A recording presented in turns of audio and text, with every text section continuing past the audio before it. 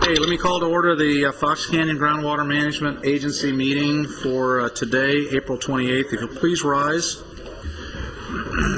Pledge allegiance.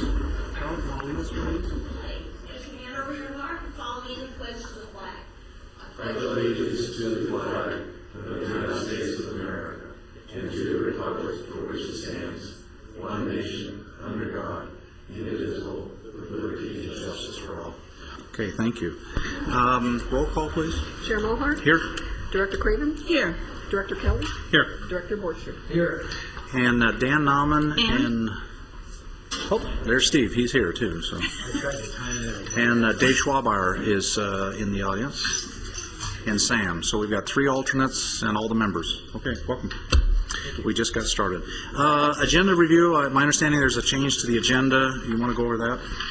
Yes, Chair Mulhart. Item 4 is being continued to our next meeting due to some noticing problems.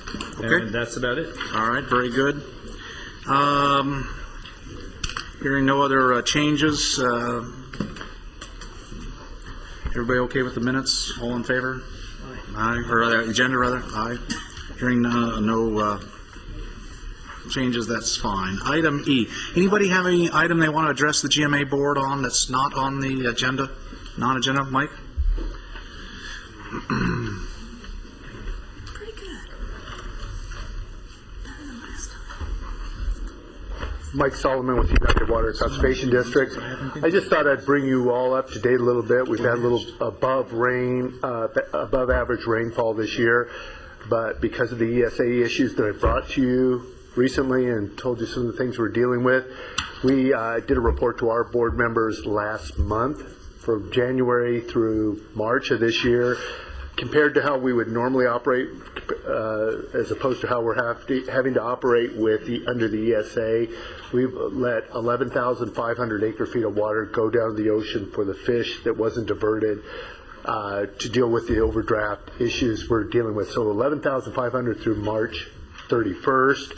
Since that time, we've been letting about 300 acre-feet of water go down the river and not diverting. We just started diverting yesterday when the river dropped just to the right level to where we could divert and start trapping and trucking the fish. So we're well over 12,000 acre-feet water that's gone out to the ocean that normally would be diverted to deal with the issues that we have to deal with. So I just wanted to bring you up to date. We're going to give another report to our board this month, but that certainly is not helping our issues of trying to deal with the overdraft.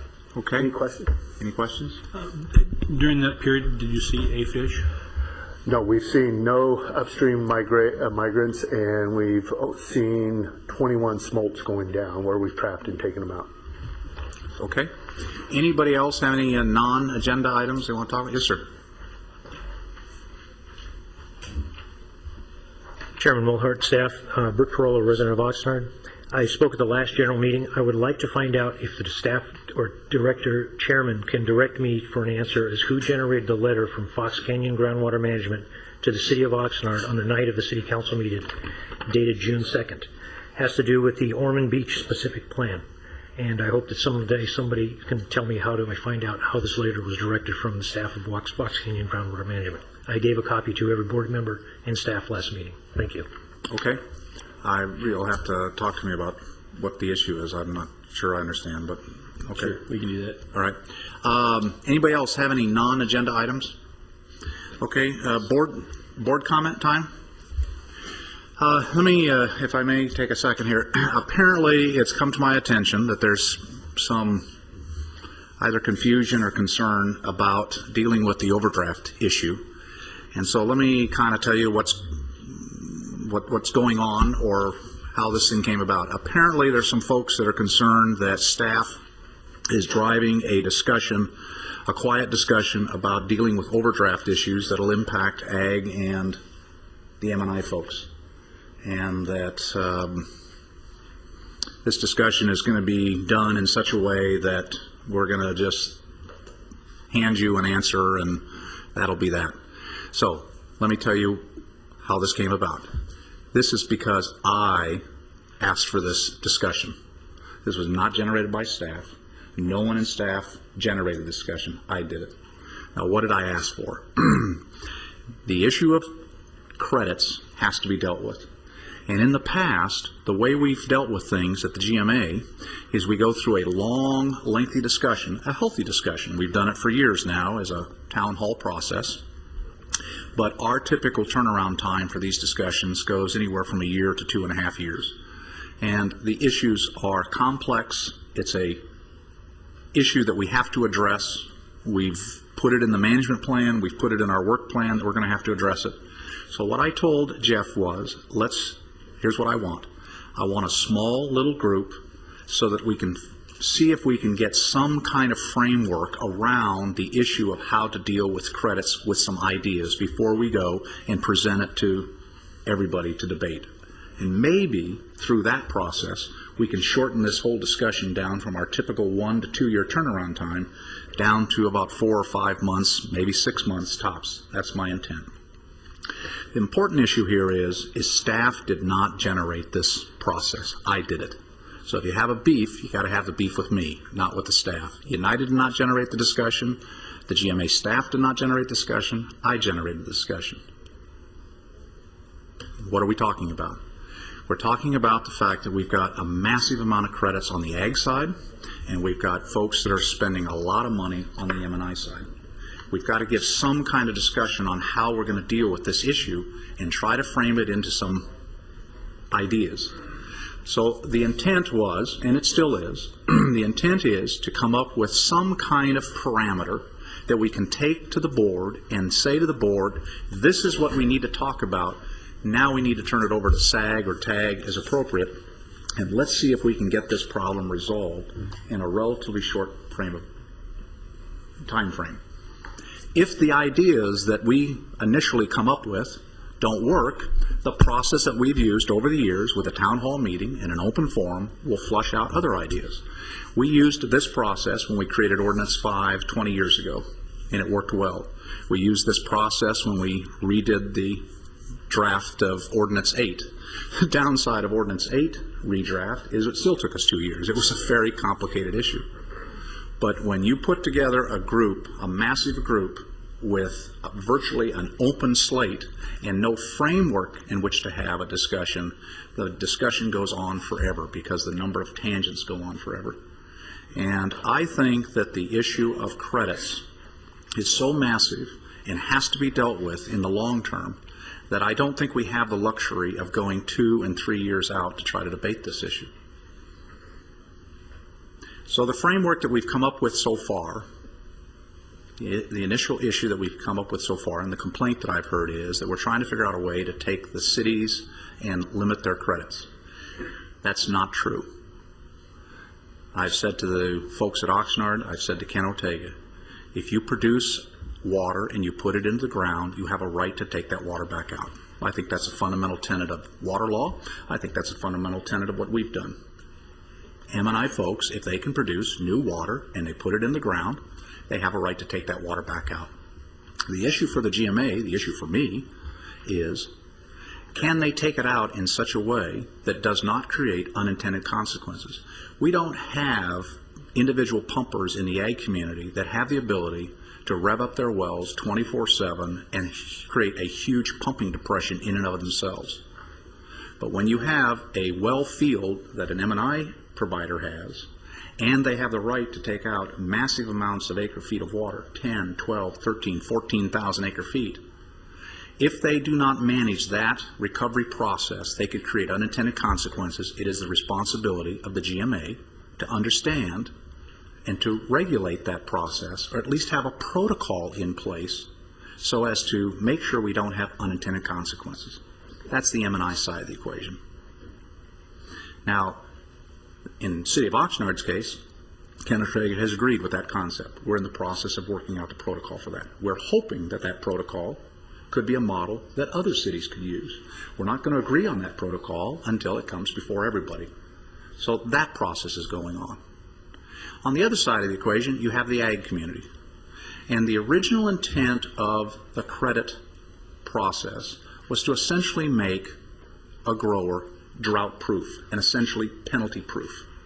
And what we've found is, over time, that we have taken the credit bank and we have run it up to astronomical numbers. And at some point in time, that number is going to take on a life of its own. The problem with that is it's a false number. It's a false economy. It doesn't exist. None of us have the ability, and in my own personal case, I pump about 200 acre-feet a year on the ranch. We have a credit bank of 1,500 acre-feet. That means if there was virtually no rain and we had to pump all year long, around the clock, that's 7 years plus worth of pumping. The aquifer could not stand all of us doing it. So to have 100 and some odd thousand acre-feet sitting out there is a huge amount of pressure on all of us to somehow, and I've heard people make comments, well, there ought to be an economy for that where we can move them around. It's false economy. We're printing money, folks. The aquifer cannot sustain that kind of pumping. The purpose of the credits in the ag community was to make sure in the event of a drought and a grower had to pump more than his allocation, that rather than paying dollars, and at that time it was $250, now it's well over $1,000, that he had something to turn back in dry years and something to collect in wet years. We've got to address that issue. And there are all kinds of ways to address it. And what I've asked this group to do, and the group is Jeff, Mike, Steve, myself, Norma, and Brian. And I've asked them to come up with some concepts. 5. I said 3. Steve said maybe 5. 5 or 6 ways of dealing with the ag community credit issue. And let's at least come to agreement that there may be 5 or 6 ways to do it, and then we actually have something to bring to the GMA board, which then can take it through the normal process, which is tag and sag. And again, the intent is to try to short circuit this lengthy discussion period we have. I think it's a good way to do it. And I am concerned that the rumor mill runs around at 1,000 miles an hour, and that the staff takes a hit for this, or United takes a hit for this, or Steve or Brian or somebody else takes a hit for it, and it is not true. This whole issue was generated by me. It's being controlled by me. I'm the one that's setting the meetings. I'm the one that's setting the agenda, and the agenda is come up with some kind of framework to deal with the credit issue, both on the ag side and on the M&I side, and respect the fundamental rights that both entities have. Let's bring it to the board when you have some working framework, ideas, options, and then it'll go through its normal process. I'm hoping that process will save us a lot of time so we can get this done. Does that make sense, what I did? All right. So if you hear from somebody out there in the neighborhood that the GMA staff or the United staff is trying to corner the credit market or to put the cities out of business by taking away their right to credits, yada, yada, yada, it is not correct. If they have questions on it, staff's got my phone number. You can call me, and I'll give you my opinion. And if people don't want to do it that way, then tell me. We won't do it that way. We'll figure out some other way. Carl, Carl, you gotta come up. I didn't even know this was an issue, but my name's Carl Grother. I'd like to ask you, Lynn, that I noticed that the people that you have assembled for that staff, that there's no ag representation on that.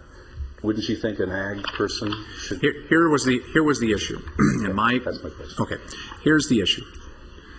I'm not using this group to make policy. I'm using this group who understands the problem to lay out a whole bunch of options. so that we can take it to the folks that you're talking about and the city folks that you're talking about ultimately, and let them work through, but you give them something in which to look at rather than just a clean piece of paper. And my experience has been on these kinds of issues, the bigger the group, the more uncontrolled the group is, and I can never get consensus on at least what to take on that first piece of paper that we bring forward. So I didn't pick folks on this group that represented ag or M&I or anything particular. I picked individuals who understand the complexity of the problems, who represent organizations that deal with these. That's why I have a balance between the GMA, United, and some technical folks.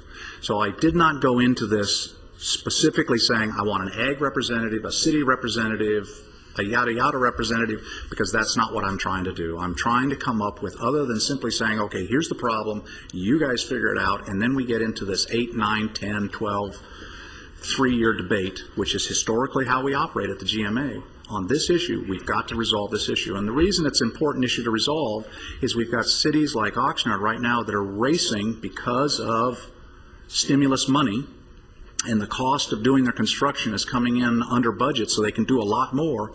They're in the racing to build the GREAT program, and they want to make sure that that water is going to get credited in the right category in the right areas. And so they're kind of pushing us to get this done, and I'm trying to respond to their timetable as well as our timetable, so that whatever they invest in, we don't come back a year and a half from now and say, okay, here are the rules. Well, we didn't build it based on those rules.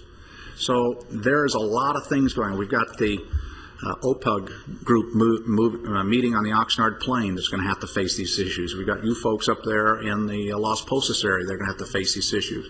So the sooner we can get something on paper that gives a general outline, a starting point for the discussion, rather than a blank piece of paper, is to our benefit, and that's why I picked the group that I did. Not because they particularly represented anybody, but they have understanding and background in this issue. Okay, that's my answer. Anybody else?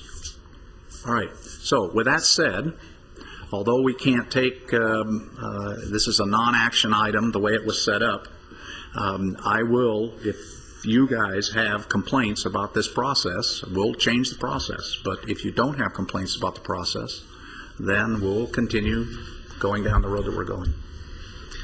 I'm fine with the process. It just means I have to sell the derivatives that I bought in Fox Canyon water credits last night for 10 cents.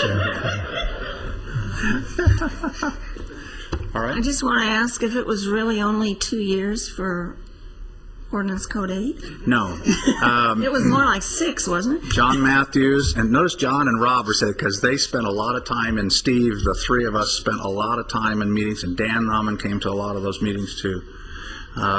It took us, I think, 2+ years, 3 years, monthly meetings to put Ordinance 5 in place, and it took us even longer to make the adjustments to Ordinance 8. These are complicated issues, folks, and yeah, well, yeah. These are complicated issues, and they're getting more complicated with time, and I'm trying to expedite the process. So, yes, sir. Henry Gromlich, Cayugas Municipal Water District.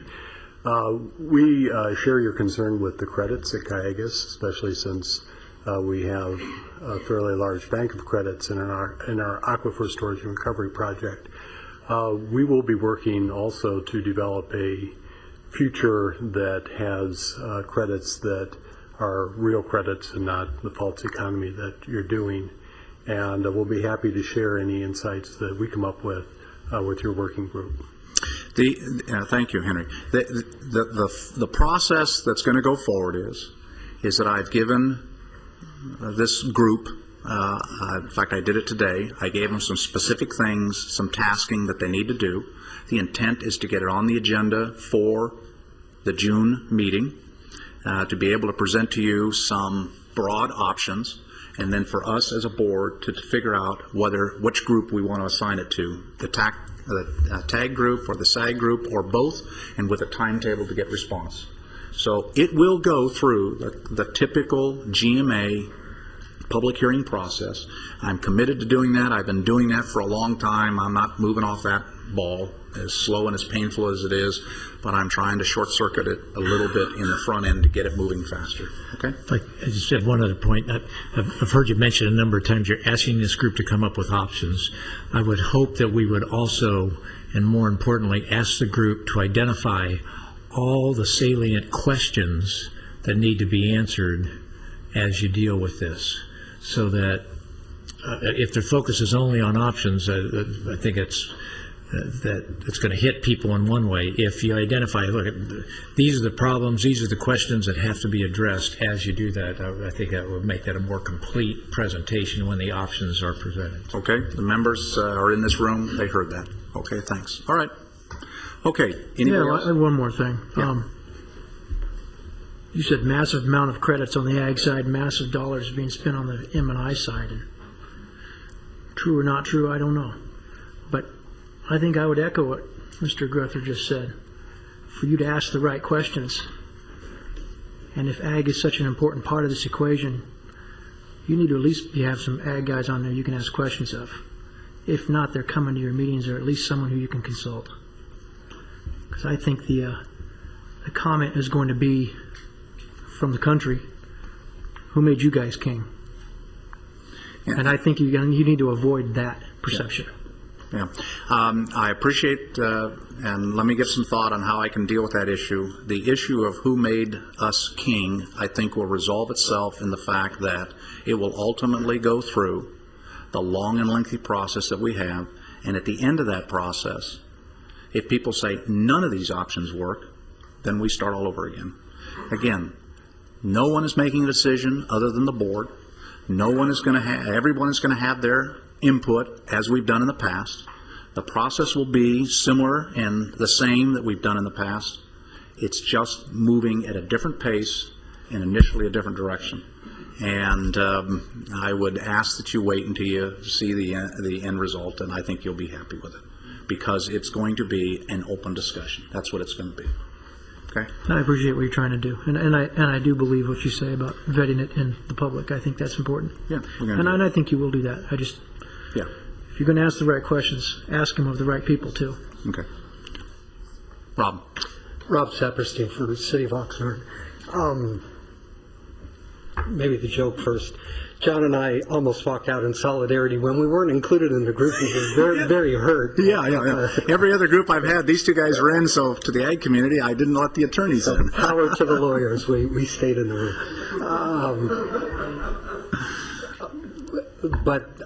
So the contrary view, the idea that the GMA is reconsidering the credit policy in and of itself actually creates more uncertainty for the city instead of gives comfort to the city. In fact, we have thought quite a bit about how it is that we present the GREAT program in its many iterations and making it work. And we don't need a change in policy. And frankly, my view after spending lots of time with this agency is you don't have a problem with credits. You've got perhaps a water management problem, but credits are red herring. That's not the problem. So I think asking the right questions is crucial. What problem are you trying to solve? Because it's not a credit problem. Okay, all right. Again, I wait till the burden is going to be on staff when they make their presentation in June. I think a lot of the issues will be resolved. Okay. All right. Anything else? Any other board members? Okay. Now that we didn't even get to the agenda yet. Oh my goodness. Approval of minutes. A motion and a second. All in favor? Aye. Aye. I'll abstain because I wasn't there, so the minutes pass. We've got some informational items. Okay, Brian. Afternoon, Chair Mulhart, directors, members of the audience. Brian Bondi, United Water Conservation District in the Fox Canyon GMA.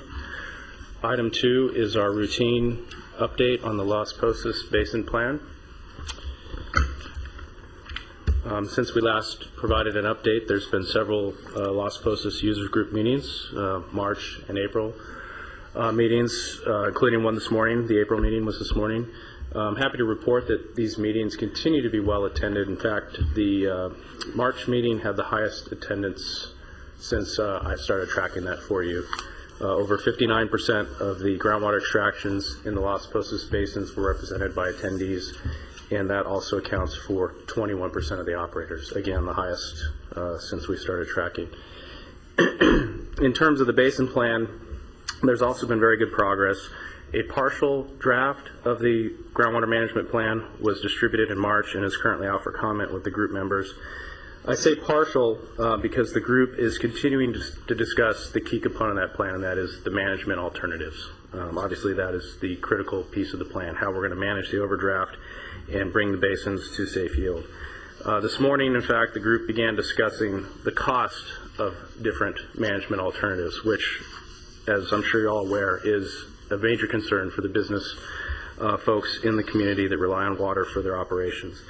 So essentially, the group is close to or has or is close to reaching a general consensus on the framing components of the plan, the institutional setting, the geology, the hydrogeology, and most importantly, the basin yield. And we'll be working to continue to work to build consensus on the management approaches in the months to come. And if it's the pleasure of your board, I do have a few slides available to go over the yield of the basins. This is a Reader's Digest version of a presentation that was given last month at the users group. If you're interested, I would be happy to walk you through the calculation of the yield of the basins. What would you like to do? Okay, all right, please. Okay. So again, just to get us oriented, we are talking about the three Las Posas basins, the west, east, and south basins. The red line here is the GMA boundary. This is Highway 118, 101. So hopefully everybody in the room is familiar with those locations. For the purpose of analysis, I will be speaking about the east and south Las Posas basins as one. What you're looking at here is a side-on view of a block diagram of the basins. Again, we have the pointer there, west, east, and south. And what I first want to talk about is the west Las Posas basin. So you're looking at sort of a pseudo cross-section here of the basins, and you'll see here there's a lower aquifer system and an upper aquifer system.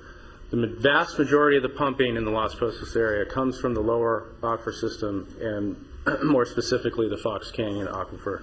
So that is this area down here represented in cartoon form. The water budget for the basin, the inputs are from recharge along the outcrop of the Fox Canyon here in the hills, and also a small area in the Camarillo Hills.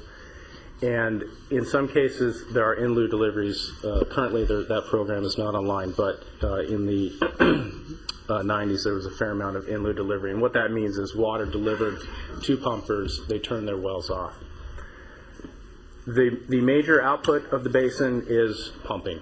You'll see here that there's groundwater flow into the basin off of the Oxnard Plain, and some component of flow across the partial barrier that creates the boundary between the west and east Las Posas basins. So that gives you a framework of the inputs and outputs for the basin. Brian, excuse me. Yes. So the inflow from the Oxnard Plain is kind of coming due east up the Las Posas Valley? Well, the arrow on the diagram might suggest that it's coming due east. It's coming more from the northwest, and a lot of that probably has to do with the great amount of recharge that the Freeman diversion puts into the upper and lower system in the Forebay area. So the flow is actually coming more towards flowing in and going down towards the southeast. When we start, one of the typical approaches to looking at the yield of a basin is to look at the hydraulic response of the aquifers over time. And ideally what you'd like to do is look at what water levels do from across a hydrologic cycle. So from a beginning of a dry period to the beginning of the next dry period with an intervening wet period, or vice versa. What you see when you look on the western part, it's working intermittently here, the western half of the West Las Posas Basin, what you see is the water levels come up, come down, come up, come down, sort of a rolling type of pattern here. And what that's telling us is the basin's close to yield. It's recovering over those hydraulic cycles. For that western half of the basin, if you will. Now, when we look at the eastern half of the West Las Posas Basin, we see much different response. We see a prolonged decline in water levels and then an abrupt rise in water levels starting in the early 90s. Now, what we did is we analyzed the period from 86 to 2006 because that represented a mini hydrologic cycle, if you will. And what you see is over that time period, water levels went down and came back up to the same starting point. So what you can say about that is the pumping during that period is an approximation of the yield because you recovered over a hydrologic cycle. That number is on the order of 12,000 acre-feet per year. And again, this is the yield estimate for just the West Las Posas Basin. Now, I'm calling this a maximum yield, you'll see here. The reason for that is we have some water that we think is leaking across the structural barrier from the East Las Posas Basin into the West Las Posas Basin. That water probably represents water that's infiltrated from the arroyo, from the discharges from Simi Valley. That's imported water. And we have chemical signatures that are leading us to that conclusion. And in fact, we've drawn a little bit of the yellow saline plume here to represent that water is intruding into the eastern half of the West Las Posas Basin. So that water is not part of the M&I yield, or not part of the yield of the basin. That's M&I water, if you will, imported water. So this number here, although it includes that, we really should back it out, but we don't have a good handle on how much that is. So we just purport this as a maximum yield. Here's the 12,000 acre-feet per year yield plotted across a bar chart that represents pumping, annual pumping in the West Las Posas Basin. And the point here is that in a lot of years, we're actually below the yield. Take that with somewhat of a grain of salt. Visually add in your mind another 1,500 or so acre-feet, because during this period, that was about the amount of the in-lieu deliveries to the basin. So these bars, in reality, would have been a little bit higher if that in-lieu water was not available. And you'll see here the last 2 years, we've come above the yield, and you can actually see, if we go back, that the basin responded to that pumping. It started coming down. You see this little tick here of downward trending water levels. So the basin is very sensitive to pumping around this 12,000 acre-foot per year yield estimate. Okay, moving on to the East and South Las Posas Basins. Same block diagram here. What's going on in the East Las Posas Basin is quite a bit different from what we have in the West Las Posas Basin. Instead of groundwater inflow to the basin, we have groundwater outflow going to Pleasant Valley and some component to the West Las Posas Basin. The other big difference is, of course, we have the Arroyo Simi and Arroyo Las Posas, which is transmitting wastewater discharges and groundwater dewatering discharges from Simi Valley. And the big story for this basin is that historically it's been pumped down and it's filled back up with that imported water. And that signature allows us to say some things about what the basin yield, the natural yield of the basin might be. What you're looking at here is a plot of water levels versus time for wells in the East Las Posas Basin in the southern portion, closer to the Arroyo. You see, this is the pumping down that I mentioned, and then here's the signature of the imported water filling the basin back up and coming to an equilibrium. With that imported water in the Arroyo, it's able to keep the basin full and the water levels are stabilized. Now, assuming for a second that imported water had never been introduced into the basin, this might be what you would have expected to see in terms of water levels continuing to decline. Assuming for a second that when the imported water came back or was introduced into the basin, if that amount of water met the overdraft, you would have seen the water levels stabilize, this flat line here. Instead, we saw them rise abruptly and level off at a full point. I think the proportions here tell us something about how the basin is operating. This portion between what would have happened and leveling off, that's the overdraft. The remaining part was water filling in the historical overdraft, the historical storage that was created by the overpumping for the decades and decades and decades until the imported water started coming in. We could take these proportions And knowing something about how much water is being introduced through the arroyo, that gives us an idea of the overdraft. When you when you do the math and you look at what those numbers are, you get some estimates that are on the order of 5,000 acre-feet per year for overdraft. If you subtract that out from the average pumping, you come up with a number that's on the order of 15,000 acre-feet per year for your overdraft. And again, I've plotted that here against the pumping in those basins. And what you see is that this basin and the east and south Las Posas combined, pumping is much more than the yield as compared to the west Las Posas basin. The gap between pumping and the yield is larger. The good news is there's other water available. This diagram shows the 15,000 acre-foot per year natural yield of the basin, native water in the basin. We also have the imported water.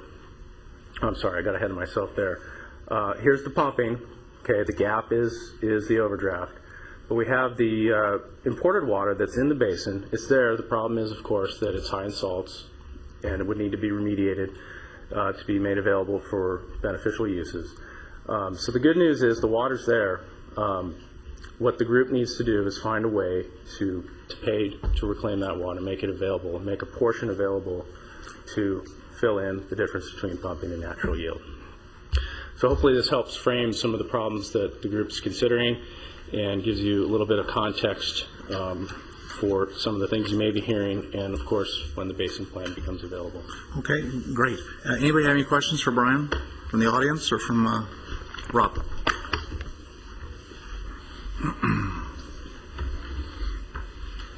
Again, Rob Saperstein for City of Oxnard. Prime example, not a credit problem, water management problem. Get lost in thinking, boy, there's folks in Las Posas that have earned conservation credits over time. It's not that they have conservation credits that either leads to solving the problem or describes why the problem exists. It's not a credit issue. Okay, thank you. Anybody else?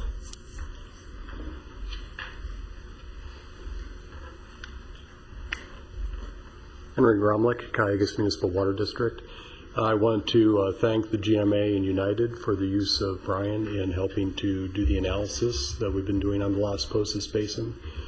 His knowledge of overall geological and hydrological science has really increased the knowledge that we are bringing to bear on this. And somewhat echoing Mr. Saperstein's comment, we will be addressing how credits work into the Las Posas plan, and hopefully, I think it's useful having Brian on your group doing the options, because this is something that we are going to have to deal with in a basin-specific context. And I know probably in your thinking already on the credits, you are going to have to recognize that credits are going to operate differently in different parts of the GMA. And so as we move away from the big pot theory that we initially started out with for lack of any better knowledge in the GMA, and pursue the GMA board's adopted groundwater management plan strategy of basin-specific management, I think you're going to see a whole variety of solutions to what is currently being called the credit problem. Thank you. Okay, thank you. Anybody else? Remember? Okay, Brian, number 3. Okay, again for the record, Brian Bondi, United and GMA. Item 3 is our quarterly water supply project update. We've had a number of these for your board over the past year or so. Today, we'll be hearing from the County of Ventura Water and Sanitation Department. We have Reddy Pacala here. And just in case you're not aware, the department supplies water to retail customers. With respect to the GMA, let me say that, the department supplies water to retail customers in the Las Posas basins, operates the Moore Park wastewater treatment plant, and operates sewage collection systems in El Rio and Nyland Acres. All those activities are within the agency. Currently, the department is working to improve groundwater quality in the El Rio area by replacing septic systems with a conventional sewering system, and they're also working at the preliminary design stage for a desalter project for the South Las Posas Basin. So without further ado, I'll turn it over to Reddy to give you an update on those activities. Thank you.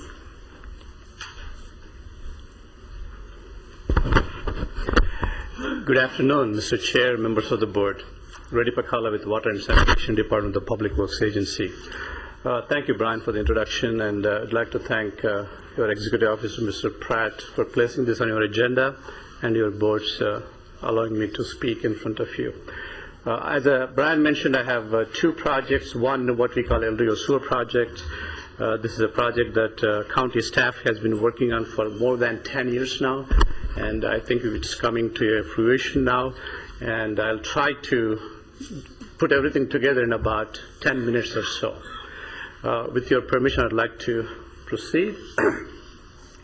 As you may recall, back in 1999, Los Angeles Regional Water Quality Control Board adopted a septic tank prohibition. And it's so interesting to note that Mr. Rick Vergutes was the one who actually prepared the resolution for the Regional Water Quality Control Board, and he gets to see the project actually come to a fruition. That was a good feeling, Rick. And I was there to vote on it. You were there too. Now you get to see this actually happening, this project. In May 2001, State Water Resources Control Board in Sacramento adopted this prohibition. And also your other staff member, Mr. Gerhard Hubner, before he came here, he was working on Los Osos septic tank prohibition. I know he was very much interested in this El Rio project, moving forward, the El Rio septic tank prohibition project. The property owners who do not comply with septic tank prohibition are subject to a $5,000 penalty from the state of California. This is a map you're very familiar with. I'm not going to spend too much time on it other than just tell you some of the things that have happened in this basin. Saticoy Sanitary District is this location here, and they have upgraded their wastewater treatment plant to comply with the septic tank prohibition. And this is, by the way, this is 101 Freeway, Vineyard. And when we talk about El Rio, this is El Rio here, Strickland Tract, Rio Mesa High School, Juvenile Justice Center. Here are the United Spreading Grounds. And we also have two areas within the city of Oxnard, El Rio West and College Park Tract. City of Oxnard has already completed their sewer systems in those two areas. This is some statistics about the Oxnard 4-way. I'm not going to go through this other than saying that there are 1,400 parcels just within the county area. That does not include about 200 plus parcels within the city of Oxnard area. In response to the septic tank prohibition, our county board of supervisors have directed our department to look for grant funding. And to the extent we do not get any grant funding, they asked us to get low interest loans to get this project done to help the community of El Rio property owners to comply with the septic tank prohibition. The first phase of the project actually started in 2005. The project, to give you an overview of the entire project, it has three different components. One component is the wastewater treatment plant itself, and the second component is the sewer collection system, the pipelines in the street that collects all the sewage from the individual homes and conveys it to the wastewater treatment plant for treatment and disposal. And the third component is the work that has to be done within the private property. This is done by private property owners. That includes the connection of their homes to the new sewer system and also abandonment of the septic system. I will briefly talk about wastewater treatment plant. When we did a report back in 2000, we looked at the option of constructing an independent wastewater treatment plant for El Rio. However, when we look at what the potential impact could be, we know United has large recharge area. We thought that may not be a good option, and also we were not sure how the Regional Water Quality Control Board permits would change and the conditions would change in the future. So we thought it would be a good idea to talk to the City of Oxnard, and we have been able to negotiate an agreement with the City of Oxnard back in 2005, which allows us to take all of the sewage to the city wastewater treatment plant, which is one of the largest treatment plants in the county. And the city has been very cooperative and helpful in implementation of this project.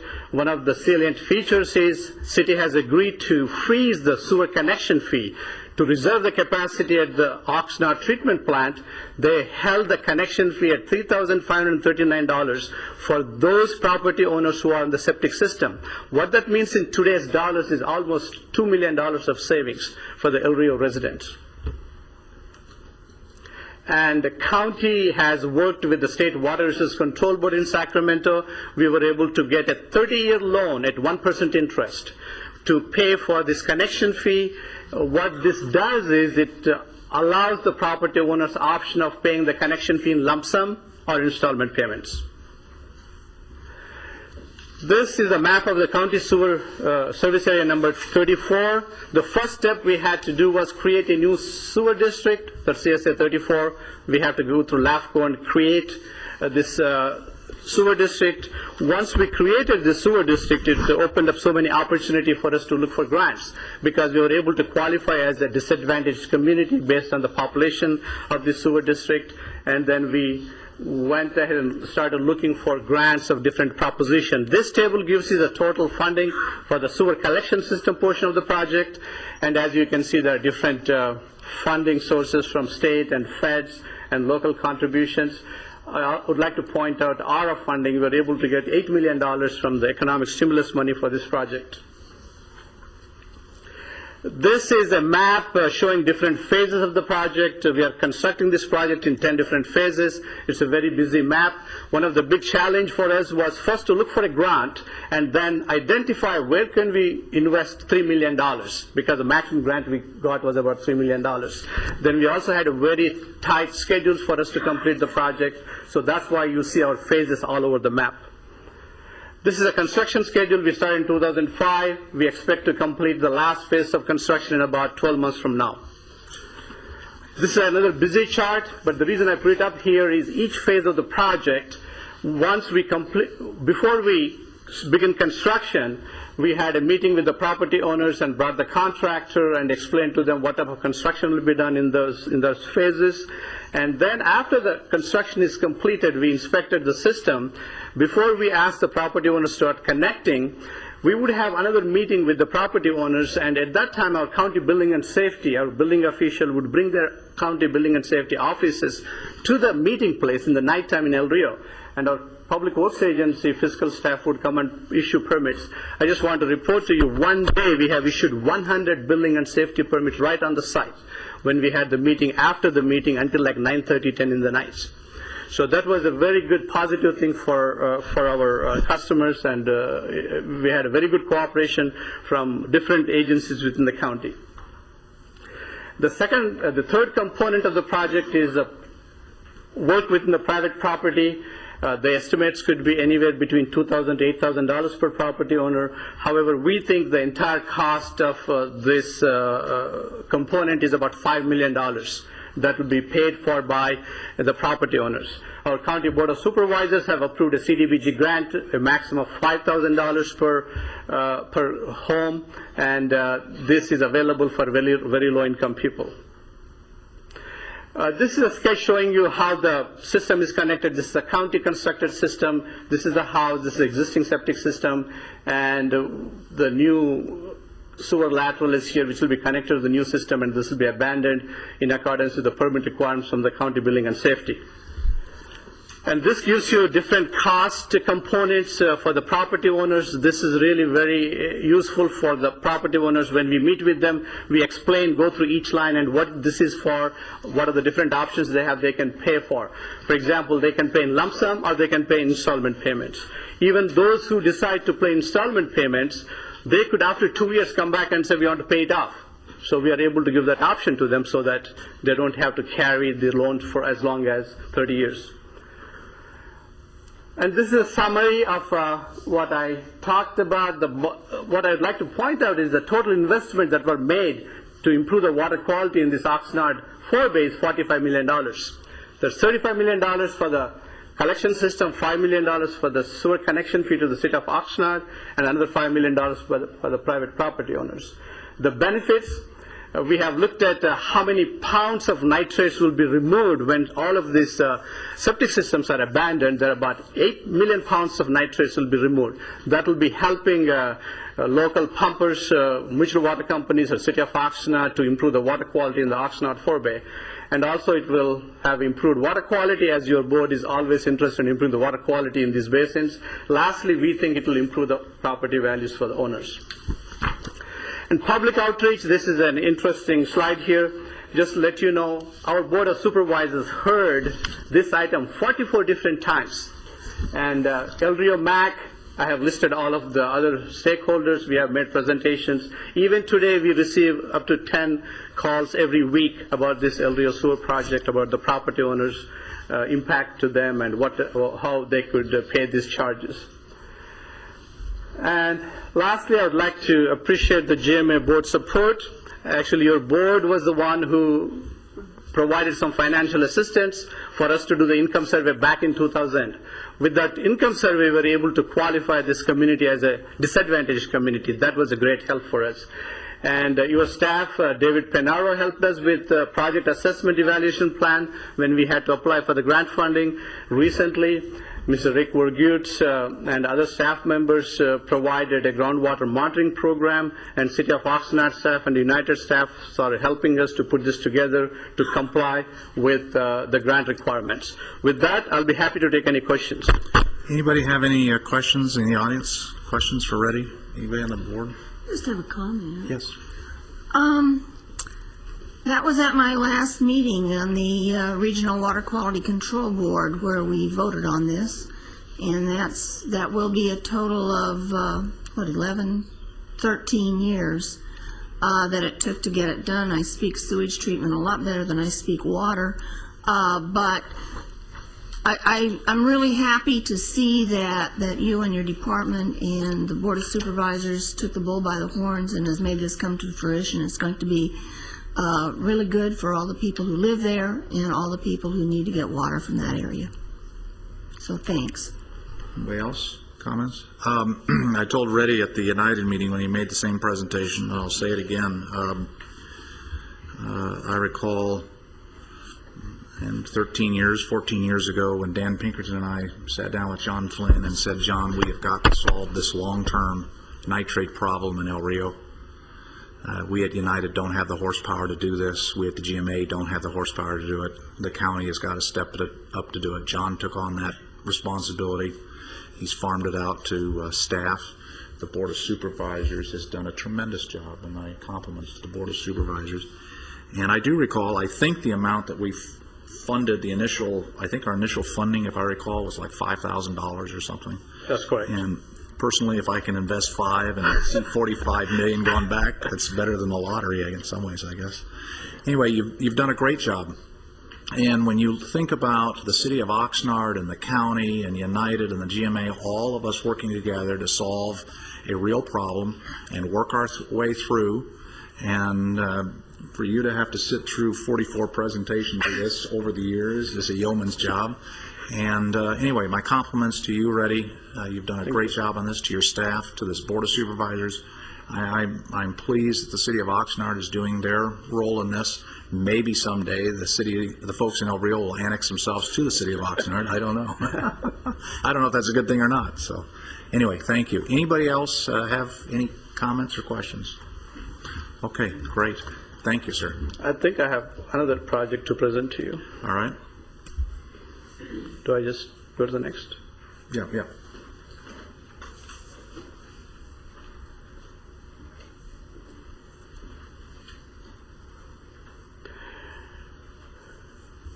Okay, this is another supply project we just started working on. Winter County Water Works District Number 1 provides water and sanitation services to the city of Moore Park and areas to the north and west of the city. And at this time, we are reclaiming 1.5 million gallons per day of tertiary treated water from this treatment plant. The reason I put up this on this slide is that we are expanding our reclaimed water system so that we could add more customers to our existing reclaimed water system. And we expect to have this project completed by the end of this calendar year. the main purpose of the Moore Park desalter project is fivefold. One, we are looking into complying with the SALT's TMDL, which will reduce the chloride concentrations within the South Las Posas Basin. And we will be exporting salts from this Moore Park desalter via Calleguas salinity management pipeline to the Pacific Ocean.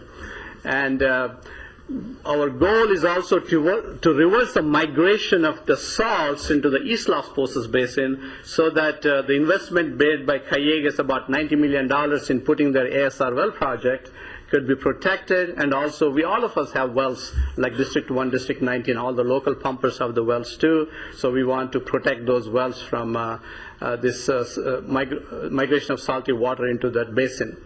And it will reduce, when it's completed, it will reduce the dependence on imported water, and we believe it is going to stabilize our imported water rates. And it will create an underground storage. As you heard before, the South Las Posas Basin is full. It's spilling into Las Posas Basin. By pumping this groundwater down, you are creating underground storage space so they can recharge with the high-quality surface water. This map you are familiar with. It just shows you where the South Las Posas Basin is. And here is our district map, just to give you an idea. This is a Los Angeles Avenue. Our District 1 boundary goes to almost Balcom Canyon Road. Our wastewater treatment plant is located here. Moore Park College is here. And on this side, we have District 19. And here is Camarosa Water District. Here are some gravel mines outside the city limits. And the proposed project is right here, south of LA Avenue and east of Hitch Boulevard. Here is a closer view of the proposed project site. Here is Hitch Boulevard, Los Angeles Avenue, Arroyo Las Posas, Arroyo Simi, and this is the area we are studying. And our proposal is to construct several groundwater wells in this area, which is outside the city limits of City of Moore Park, and construct a membrane process wastewater water treatment plant, and discharge the brine into the Calleguas SMP line. Recently, Calleguas board has authorized their staff to move forward to extend the brine line all the way to the Hitch Boulevard. Brine line all the way to the Hitch Boulevard. So we are working very closely with Calleguas so that our project construction schedule coincides with their project construction schedule for the SMP, the brine line. And we are looking at initial yield of 5,000 acre-feet per year. Once we have this in place, we will be monitoring it and reporting to you what type of impact it has, if it has future potentials to tap more into the salty groundwater basin. Our master plan is to keep expanding it to the extent that we could safely use this basin. Initial cost of this project, you are looking at another $40+ million investment for this project. And at this time, we are working on a preliminary design report. Once that's completed, we will proceed with the planning, which will take about 2 years or so.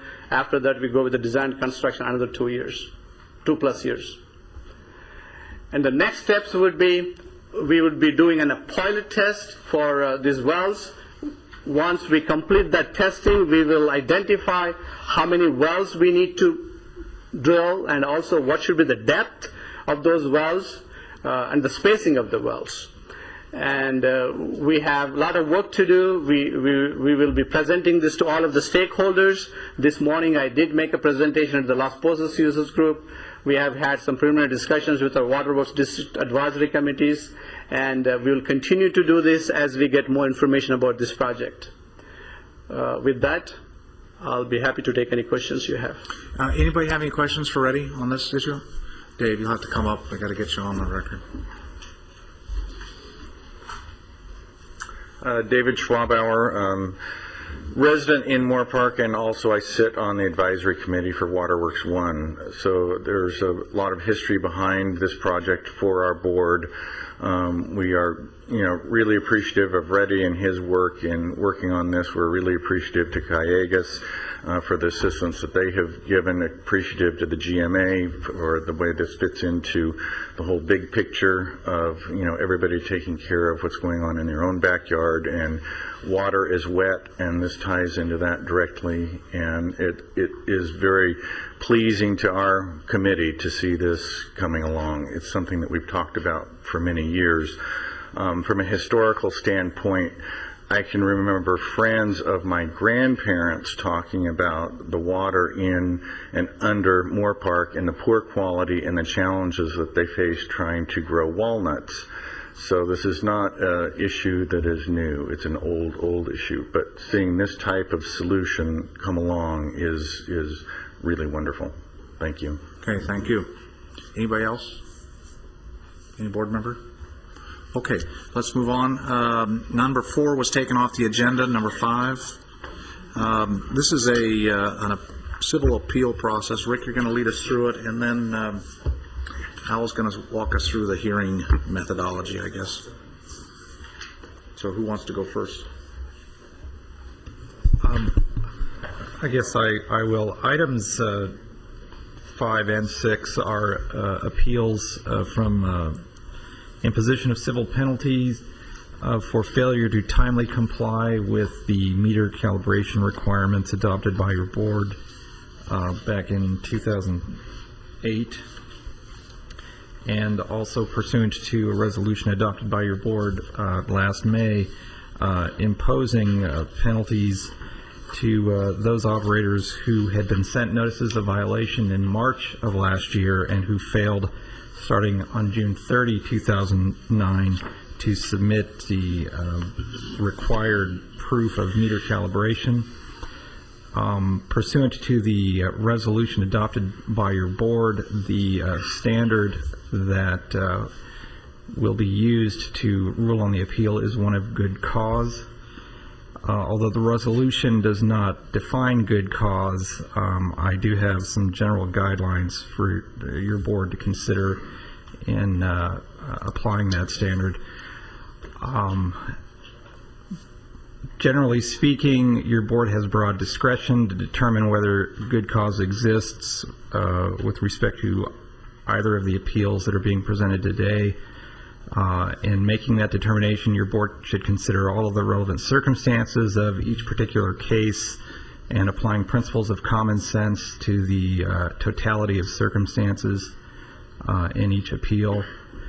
The fundamental question to be answered is whether the good cause being asserted is consistent with the purpose of the meter calibration requirement that your board adopted. Some of the factors that may be considered relevant to the determination are the nature of and force of the justification that is being presented by each appellant, the duration of their delay in complying with the meter calibration requirement, and the possibility of any prejudice to the agency or any operators within the agency as a result of the violation. So those are some general guidelines. I would be happy to answer any specific questions if your board has them with regard to the decision on this. My understanding is that there will be testimony presented with regard to the appeals, and with regard to that, it's up to the chair to designate a member of the board as the hearing officer, and it would be up to that hearing officer to provide any oath to any witnesses who intend to present evidence. Okay. Does anybody in particular would like to be hearing officer? I don't see anybody. I don't see anybody leaping to this. I tried. So, all right. I'll be the hearing officer. Okay. With that, do we hear from Rick now? Yes. The and I believe they'll be handled separately. So there'll be a staff presentation with regard to item 5. All right, so let's deal with just item 5 right now, okay? So Rick, and just summarize what you want to talk about, and then we'll go from there. Okay, real quick, just make sure we have somebody here from GrowLink. Thank you. And about Rio School District? Yes. Okay. Thank you. Good afternoon, Chair Mulhart, members of the board. For the record, my name is Rick Virgutz. I'll be presenting the item today. We have 2 appeals for you to consider, and before we get to them specifically, I'm just going to talk a little bit about some of the background. Al actually covered it pretty well, so I'll go kind of quickly, but I thought it might help just to lend a little context to the issue.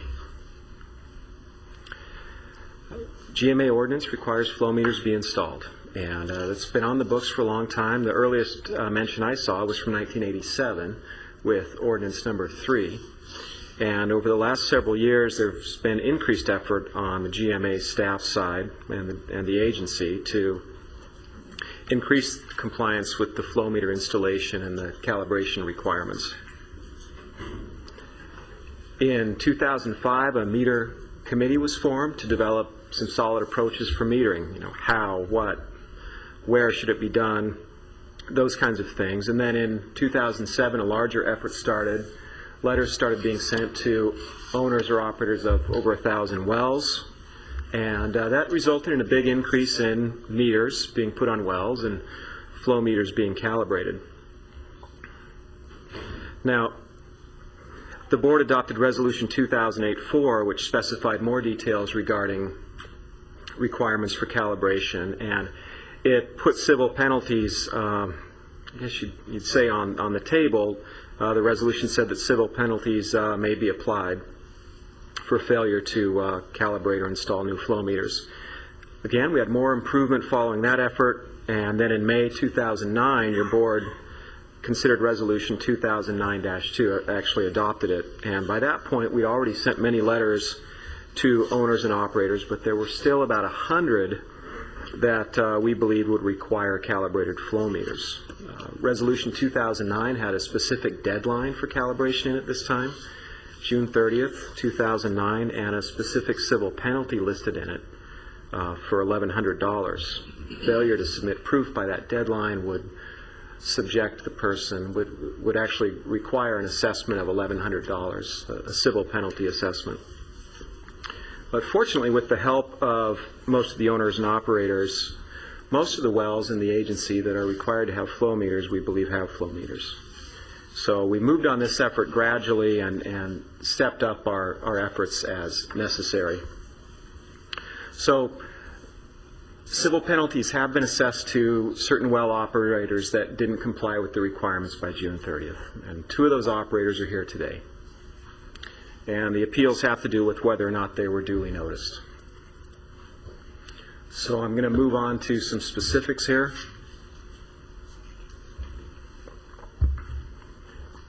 In April 2007, GrowLink was sent a letter by the agency which required proof of a new meter or new calibration or a meter calibration within 120 days. That period passed.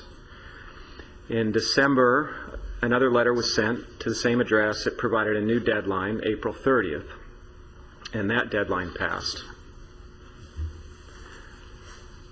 March 3rd, 2009, a notice of violation was sent. It stated that the non-metered water use fee would now apply, and the operator is subject to civil penalties. And that came from the Resolution 2008-4 that the board adopted. May 14th, 2009, GMA staff spoke with personnel at GrowLink, and they reported that the meter was broken and had been sent out for repair. June 3rd, the agency sent a certified letter to GrowLink. The green ticket was signed for, it was received, and the letter specified the civil penalties.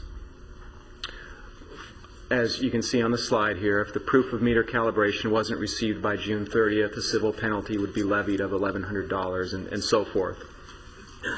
Now, all the above mailings that I've just described to you went to P.O. Box 5506 in Oxnard, That's the same address that the agency sends its semi-annual extraction statements to. And we do get the semi-annual extraction statements back.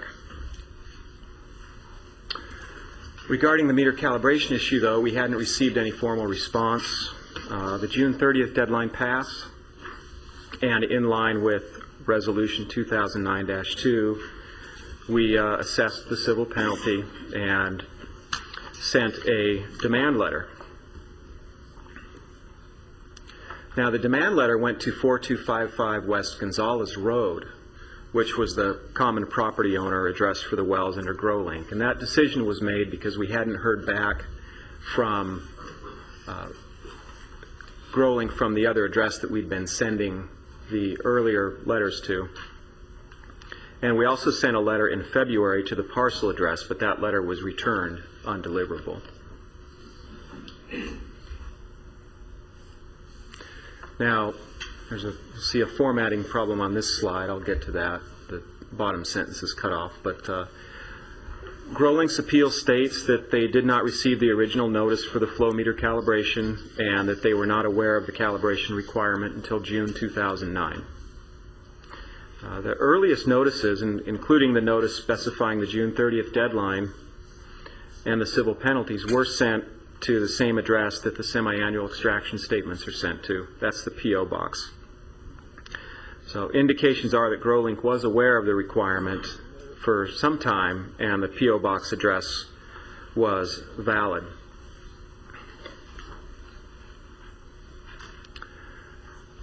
GMA staff believe GrowLink was aware of the requirements for some time. The P.O. box address is valid. On May 14th, GrowLink staff indicated the meter had been sent out for repair, and the earlier correspondence regarding the meters was sent to P.O. Box 5506. Importantly, GrowLink ultimately installed a calibrated flow meter 3 days after the proof of flow meter calibration was due to the agency. And you may recall the earlier resolution said that the proof of meter calibration had to be submitted by a deadline, which was June 30th. Again, the issue of notice, we believe they were duly noticed at the P.O. box, and based on that, we don't recommend waiving the civil penalties over that regard. And that's all I have. So, Al, I don't know what the next step is. Okay. Let me hear from the appellate. I don't know if I said that right. Yeah, all right, hold on. I have one question. Come on down. Yes, on that, right up there on that page, it says that they installed the calibrated meter 3 days after proof of flow meter calibration was due to the agency. On what day did we receive the proof of flow meter calibration? I believe it was July 3rd. Okay, so we received it the same day it was installed. That's my recollection. Okay, thank you. Mm-hmm. Okay, thank you. Anybody else for Rick right now? Yes, sir, go ahead. I'll need your name, and I have to do this. Because this is a hearing process, counsel is giving me an oath, affirmation, or declaration in an action or proceeding may be administered by obtaining an affirmative response to one of the following questions, and they're essentially the same. So, do you solemnly state under penalty of perjury that the evidence you shall give in this matter shall be truth, the whole truth, and nothing but the truth? Yes, I do. Okay, and your name and address, or your city for the record, please. I'm Anthony Vollening. I am the CEO of GrowLink, what's called the operator on the particular parcel that we are talking about. Okay, and you're in what city? And that's in Oxnard on Gonzales Road. Thank you. Let me start with stating that most facts presented were correct. We have one contention, though. All that the communication that we received were addressed on 4255 West Gonzales Road. That happens to be our neighbor. Our neighbor never forwarded all these notices. So when Mr. Rick Vierkhoff just indicated in May 2009 they had contact with the company and that was with staff. That was the first time we were literally, or at least me, that I was aware of the fact that we needed to comply with that by June 30th. So that was May 14, I believe he mentioned, and we started to work right away on that. And I brought one of my team members here to testify which steps he exactly took. We were indeed advised by Southern California Electric that the meter did not work. Then we tried to fix the meter, and that was not possible. It's my understanding then we tried to order as quickly as possible a new meter to meet the deadline of June 30th, but it was not close by and it needed some time to ship. So the deadline passed. We were in contact with the agency. I remember the name of David Panero, I believe it is. We were at least 5 or 6 times in contact with him, keeping abreast of the progress in the process, namely getting the calibrated meter on time in place. However, the meter arrives after June 30th. It's very hard to install a meter on the 29th of June when it arrives on July 1st. So my point here is, the minute it arrived, we installed it. That was July 2nd. And we sent the notice over to your agency, and we made them aware of the fact that we knew we were 2 days late, but in the spirit of the law, as you probably intended it, we were trying to comply with whatever you required, but this previous speaker wants to go by the letter of the law and requires us to pay $1,100 because we tried to fix it within 5 weeks. That's basically the gist of it. I can have Mr. Bradley Wolf here to testify of the exact steps he took to try to fix it before June 30th deadline. Any questions? Okay. I have a couple questions. I'm sure that your operations individual, I don't know his official title, I apologize, worked hard to install the meter when you got it. Let me ask a couple questions. Yes. On 4/20/07, we sent a letter to P.O. Box 5506, Oxnard. P.O. Box 5506 is your address? It is, but okay. We don't recall receiving it though. Okay. And that is the same address that we have been sending the annual or semi-annual groundwater extraction reports to for how long? I believe it is, and I think that's where we get the extraction report and we mail you the half-yearly reports. The problem is any communication that pertains to this particular calibration all say 4255 before June 30th deadline. The allegation in this write-up says that it was sent to the P.O. box. I didn't see a substantiation of that though. Okay, Rick? There's a question.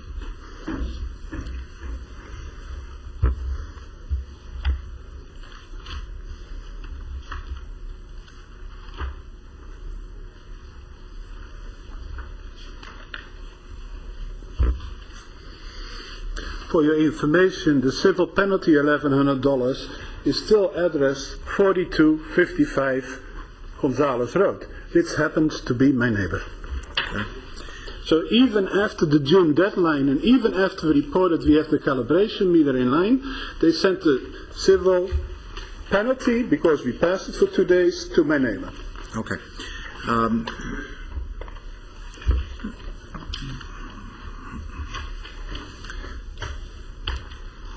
I have a June 4th letter here addressed to P.O. Box 5506. That's June, what year? 2009. Yes, okay. But in your staff report, it says you sent letters of notice to P.O. Box 5506 on 4/20/07, 12/6/07, 3/3/09. It was sent uncertified. Can I make note that that's after the May 14 conversation with Groningen staff? Okay, hold on a second. Let me see if he can tell me what address those letters were sent on. Sent to. I have an April 20th letter here that's addressed to P.O. Box 5506. a December 6th letter addressed to P.O. Box 5506. What's the December 6th? What's the December 6th letter say? Is that Order to perform a calibration test on your water formula. Okay. And then there should be another one, 3309. I have a 3309 addressed to P.O. Box 5506. Okay. And that is the same address that we send the semi-annual groundwater statements to? Yes. Okay. And we've been sending them groundwater statements for how long? Dave, 10 years? Dave? Long time.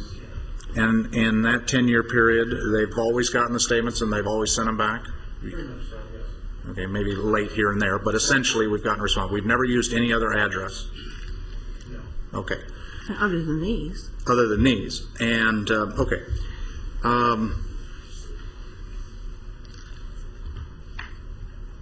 All right, so I think what the record shows is that there has been a mailing to P.O. Box 5506 consistently for GMA matters to your business at that address, and you've responded from that address on the semi-annual statements, and 3 letters over a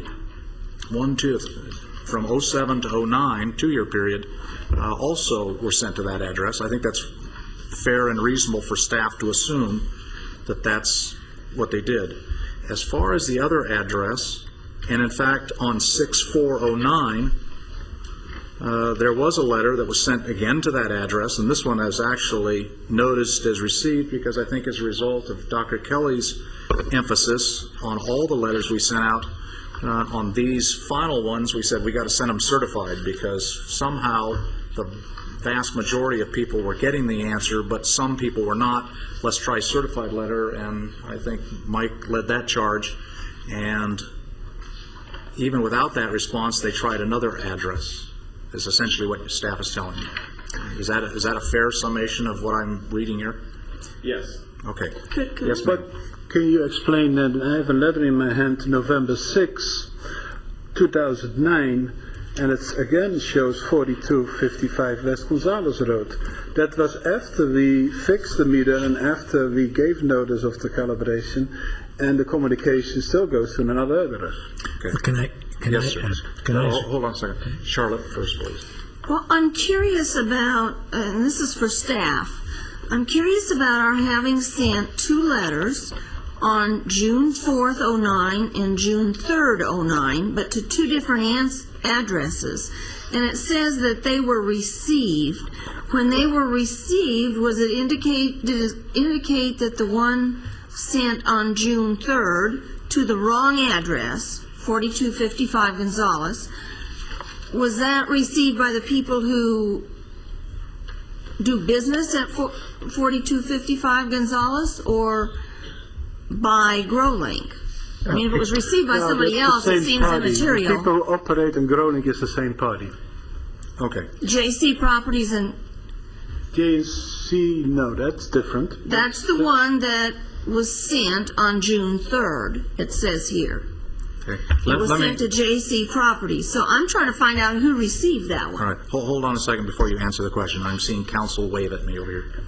Now. Yeah, it was pointed out to me that we skipped a step, which was that since this is turning into an evidentiary issue, staff was not sworn since they are providing evidence which is in dispute with the appellant.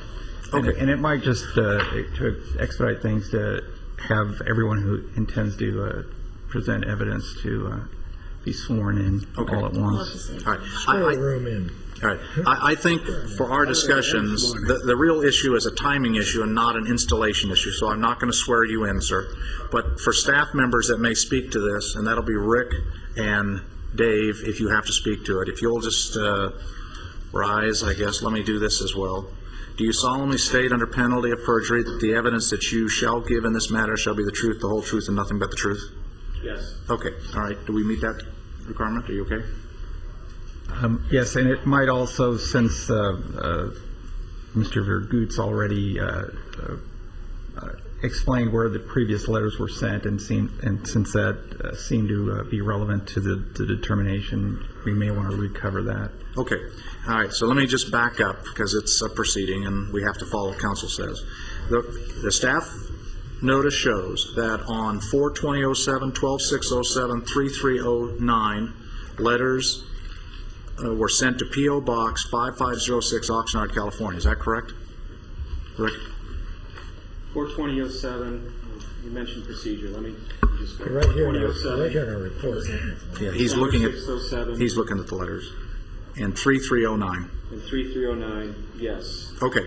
And I also asked you and Dave that we have been sending semi-annual groundwater statements to that address for many years, even beyond prior to 07. Is that correct? And we have received back from this operator the semi-annual reports that we have sent to him at this address. Is that correct? Okay. All right. All right. With that, did you get your question answered? I'm wondering how we apparently sent a letter to GrowLink, addressed to GrowLink, but the envelope was addressed to JC Properties. Is that correct? Yes, that's correct. Okay, and then the first of those letters was on the 3rd of June that it was sent, and it says here it was received the 11th of June, and I'm trying to find out if that was received by JC Properties or by GrowLink. Well, I'm not sure. Maybe Dave could pick up the certified mail ticket. And then I do have one other, also on June 4th, there was a... June 4th, what year? June 4th, 2009, there was essentially an identical letter sent to P.O. Box 5506. If I can interject for a moment, like I indicated earlier, May 14 there was a phone conversation with one of the staff members. So since that moment we are aware of it, and we worked from May 14 till June 30th, or more correctly July 2nd, to comply with the request. As I indicated, we couldn't get the meter quickly enough, and that therefore we didn't do it in 6 weeks. But we don't need to dispute the fact between May 14 and June 30th. Okay. It's before May 14 that we apparently have a disagreement if we indeed receive the correspondence as sent. Okay. All right. Dave, were you going to say something? I just wanted to answer Director Craven's question. When we send something certified, we don't know who signed for it. We just get a card back from the mail saying that it was signed for. So I have to assume that somebody at Topstar Nursery or JS Properties. And Topstar happened to be my neighbor, and that's where this envelope ended up, and it seems to be in Fox Canyon Management Agency. Okay. All right. That answers my question. Steve.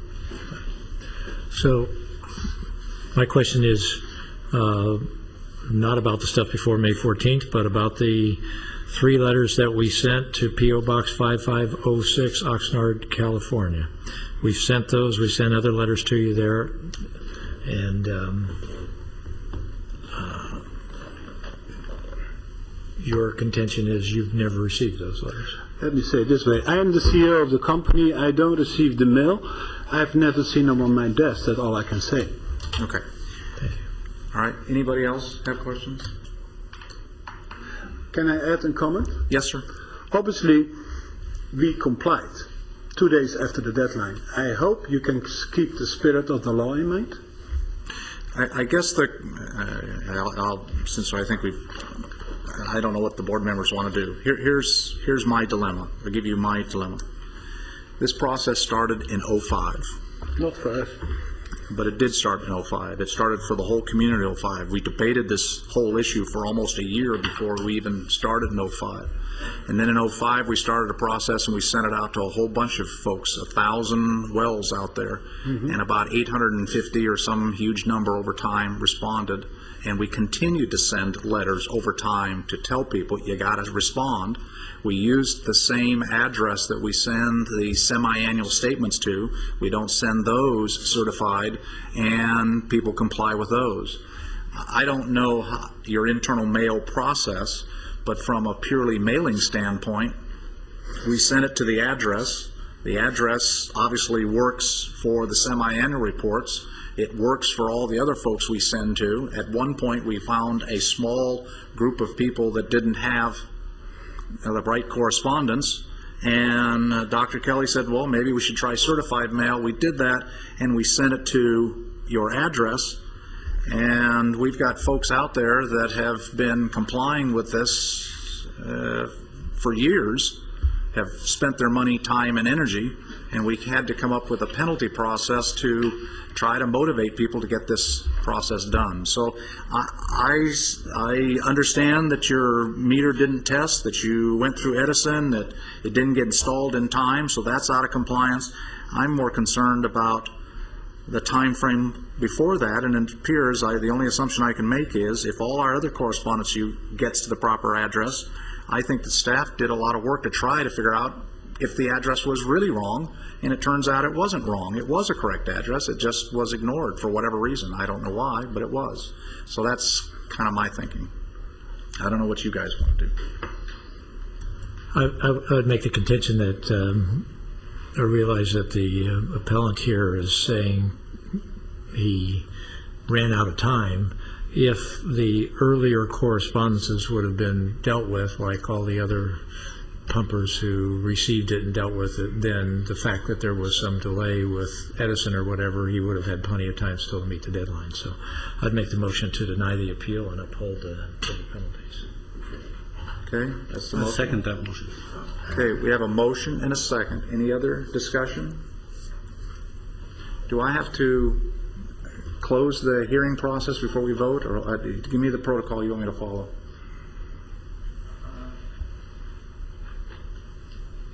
Close the hearing. Yeah. Okay. Is there any other comment before I close the hearing?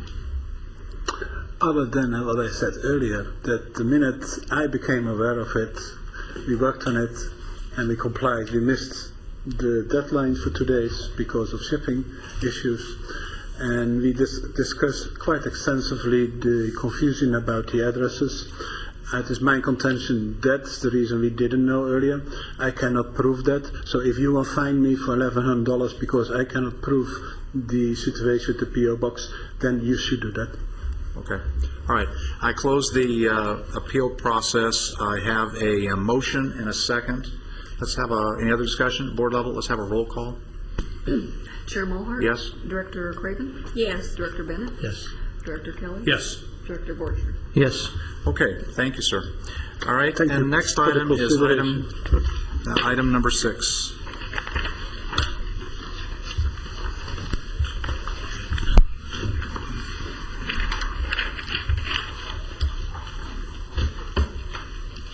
Thank you for your input. Thank you. It's a real pleasure.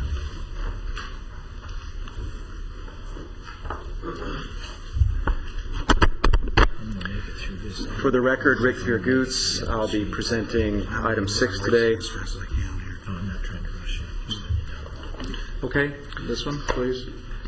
Excuse me, Chair Mulhart, I assume you'll be acting as hearing officer on this item as well? Yes. Because it's a different case, do I have to swear him in again? I think that oath was limited to the last item, Okay. so any witnesses who intend to testify here or present evidence. Sir, do you intend to testify? Yes. Okay. If you'll stand for me, please. Or anybody else? Yeah, anybody else that was going to testify on this issue, just the 3, if I may.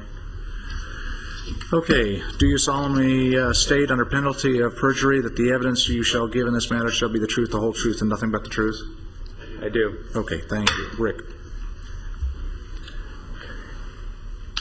Similar timeline as the last presentation. December 6th, 2007 letter provided a deadline of April 30th. That deadline passed. July 30th, 2008 letter provided 120 days. That deadline passed.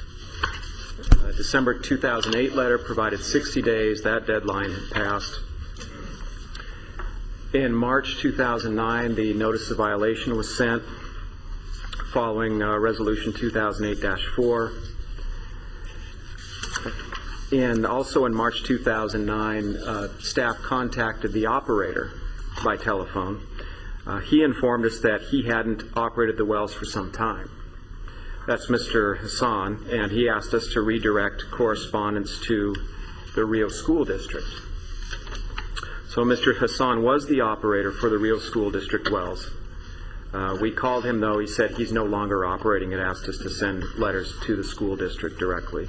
If I'd like to just ask, you said, did you just state that he was, even though he said he wasn't, or he had been and he no longer was?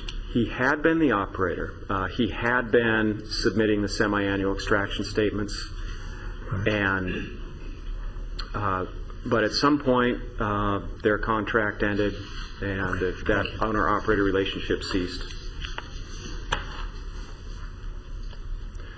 In June 2009, following that telephone call, we redirected future correspondence to the earlier Rio School District address. Yes. So on your PowerPoint there, you say March of 2009 notice sent, and then you say Fox Canyon Groundwater contacts operator by phone. You don't have a date of that. When was that date that you contacted the operator by phone? Approximate date. Dave, do you have that date? So that's March of 2009. You contacted the operator by phone, and he said you got to talk to Rio, right? That's correct. I'm just waiting to check with Dave. Are you pretty solid on that date? Sorry, I don't have my phone with me right now. Okay. Your staff report says in March 2009 when the operator called to inform us. Then that's. Thank you. We would have checked. We would have checked the staff report, just for the record. Rick, the staff report says on April 13th of 2010. Oh, that didn't apply. So the March date is the correct date.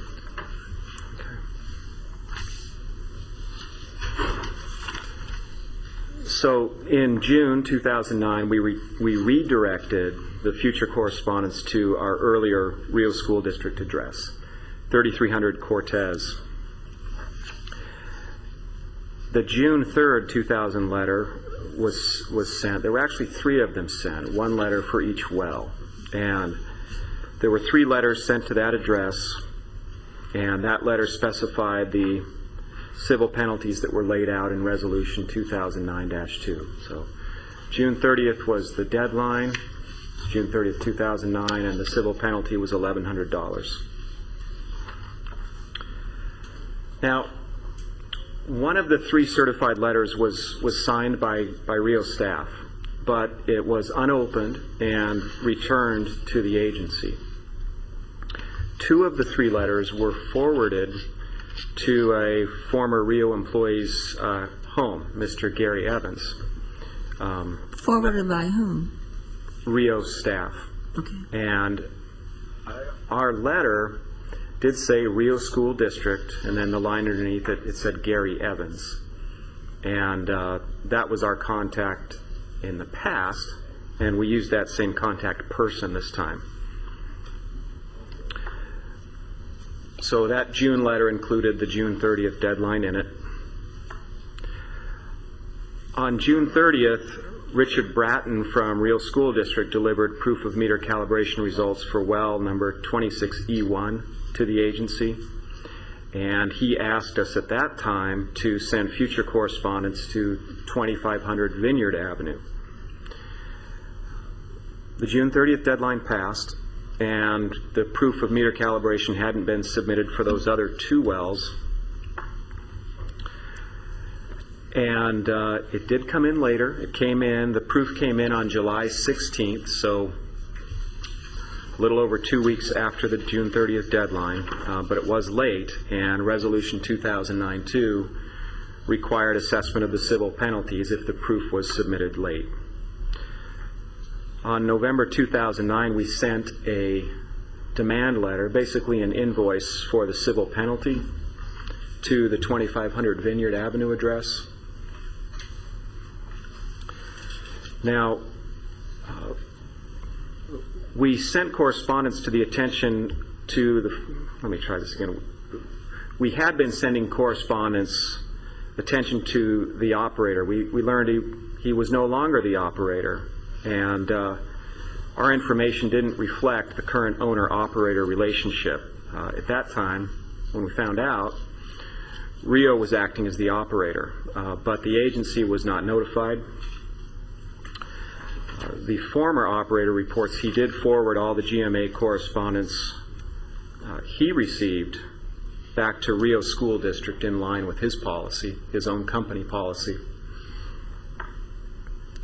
We believe Rio School District was duly noticed via its mailings to the operator and mailings to the 3300 Cortez address. We believe that it was Rio's responsibility to notify us when the owner-operator relationship changed. That wasn't done.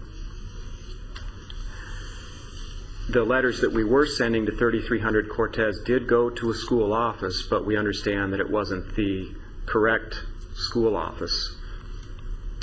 And those letters were, one was signed for by Rio staff and returned to us. The other two were forwarded by Rio staff to a former employee's personal residence.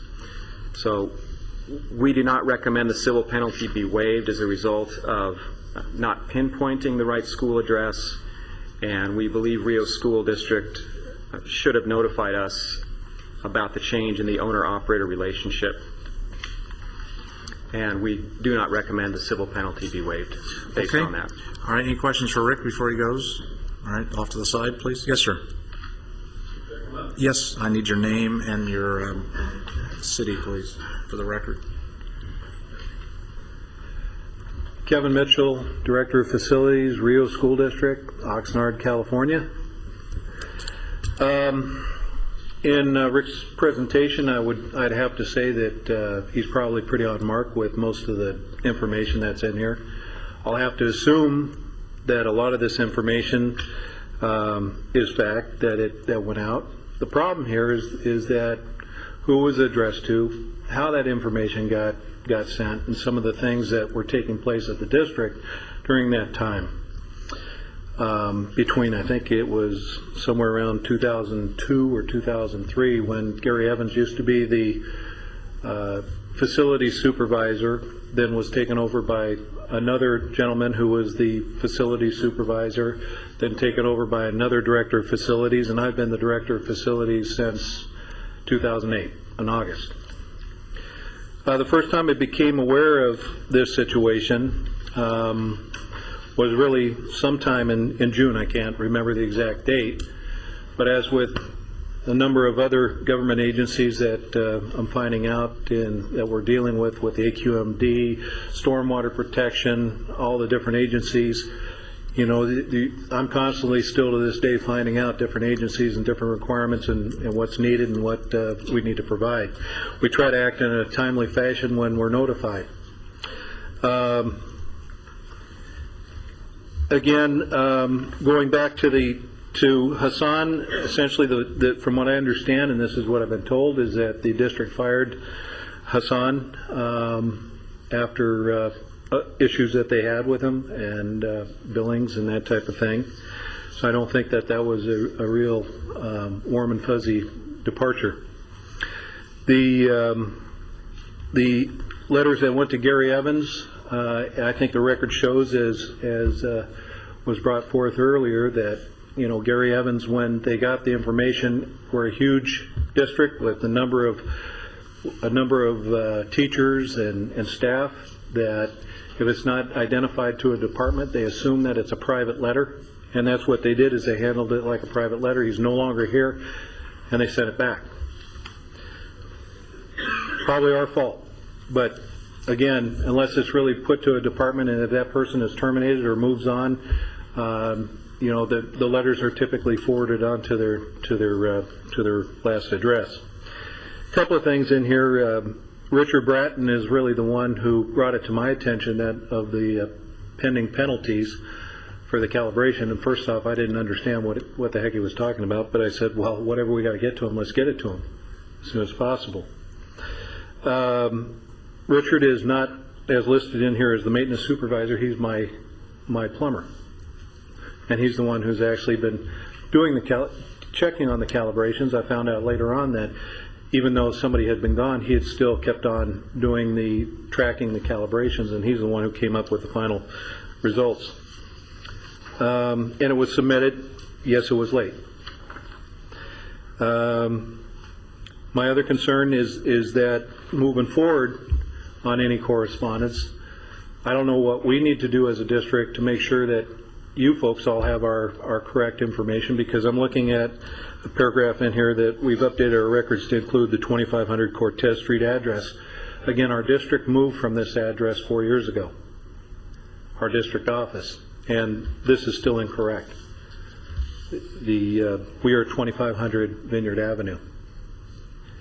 So I don't know what steps, if you can give me a recommendation as far as on if there's a form that I need to fill out, send in to clarify our address, be happy to do so. But I think that really the error in here is there was a number of things going on with the district, and I'm certain that I don't dispute that the notices were sent out. I have to assume that's true, but I can tell you I didn't see them. Let me ask Mike? I was just wondering, how did Mr. Richard Bratton learn to test meter on one well and not the other two? I can't answer that. I can't answer why he didn't do the other two. I know that he told me he delivered what was required, and I found out later on that there was 3 that needed to be tested out. So, to me, that's evidence that he knew about it. Pardon? He has to have known about it to do the one. He services the wells. He's our plumber. He services our wells. He's the one handling the chlorinization and whatever else is required. We had him going through certification. He was brought on, this was prior to me coming on board, he was brought on and given a stipend to take over filling out a number of reports with the different water departments, I think back in 2007. But prior to us making this mailing, there was no regular demand of you to perform meter testing. Therefore, this was a new and different project, and he was obviously aware of it. I can't answer for him. I honestly don't know. Let me ask you this. Let me ask staff, Dave. Does the Rio School District submit a semi-annual extraction report?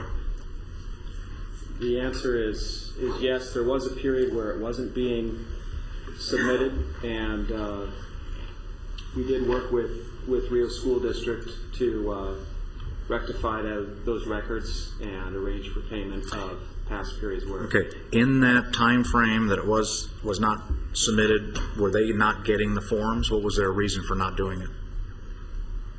The forms for the semi-annual statements during that period were going to the 3300 Cortez address, attention to Hassan. Okay. And he was not getting them, chose not to respond to them?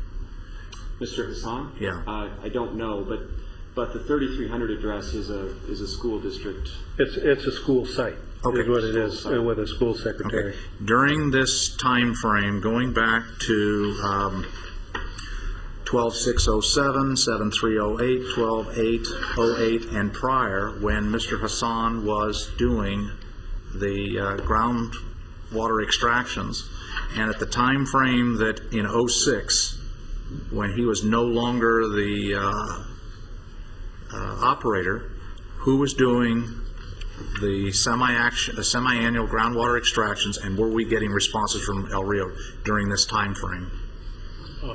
We were missing everything after the first half of 06 was the last time we got something from Hassan Consultants.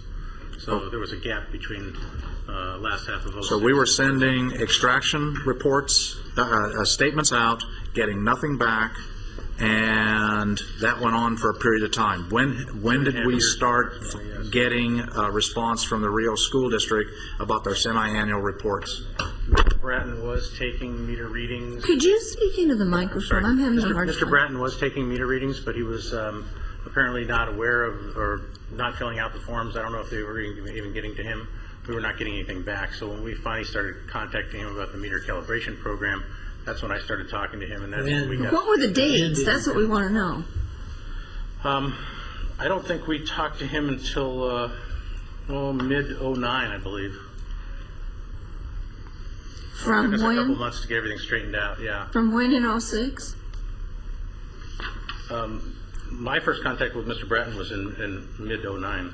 But you said there was a gap that we didn't get anything from sometime. Was it 06? The latter half of 06 all the way up through the first period of 09. Thank you. So it says here in your staff report To help explain this gap from late '06 to early '09, following this, staff began using the earlier Rio contact information on record. That's Gary Evans. And I accept your explanation. You know, you have a big district, and people look at that and go, it's personal correspondent. They don't open it up and go check it. So I can understand that. But so we have a period of time where we're sending information about semi-annual reports and not getting anything back. That's correct.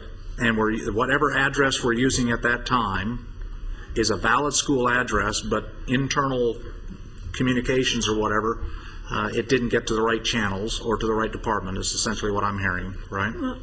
We believed it was the correct address, yes. Okay. But it says Thompson during that period. If you look at it, Cortez was only sent to once, Yeah. June of '09. Before that, March '09 and the other dates were sent to Hassan at Thompson. Yes, and then it's... I think I might be able to shed some light on that. The semi-annual statements were going to 3300 Cortez. Oh, okay. The meter calibration correspondence was going to the operator's address. Is that right, Dave? Okay. So here's, as I understand it, we have the Rio School District contracted with an individual to do this. They terminated that individual. We never saw any changes to address. We're sending out letters to that individual doing our responsibility. The district didn't do their responsibility in adjusting the mailing so it went to the right place. For a period of time, we have semi-annual reports going out and nothing coming back. And then our best guess is we went back to a previous individual who retired, and they went into the big black hole that we never found out about. And then we have an individual who came on board, your plumber, I think you said. Bratton. Mr. Bratton came on board, and he read one meter, but he didn't do the other 2 meters, and what we're delayed on is a couple of those, of the 3 meters, we're delayed on a couple of those meters. But obviously, he read those meters as a result of getting something from us, and that's what Dr. Kelly's position is that he was noticed, he was representing the district, that was his responsibility, he got the notice, and somehow the internal mailing address of going wherever the district goes gets lost in a big black hole, and we don't know anything about it, is essentially what I'm hearing. Well, and I don't disagree with that. I just have to question as far as on how this is addressed. Even though it's to the district, it's not titling a department. Okay. Could I just ask? Yes, ma'am. Could they check, I assume you have copies of the letters, could you check the letter that was sent March of '09 and June 3rd of '09? June 3rd it says it was received. And make sure that it said there were 3 wells that we're asking for calibration on.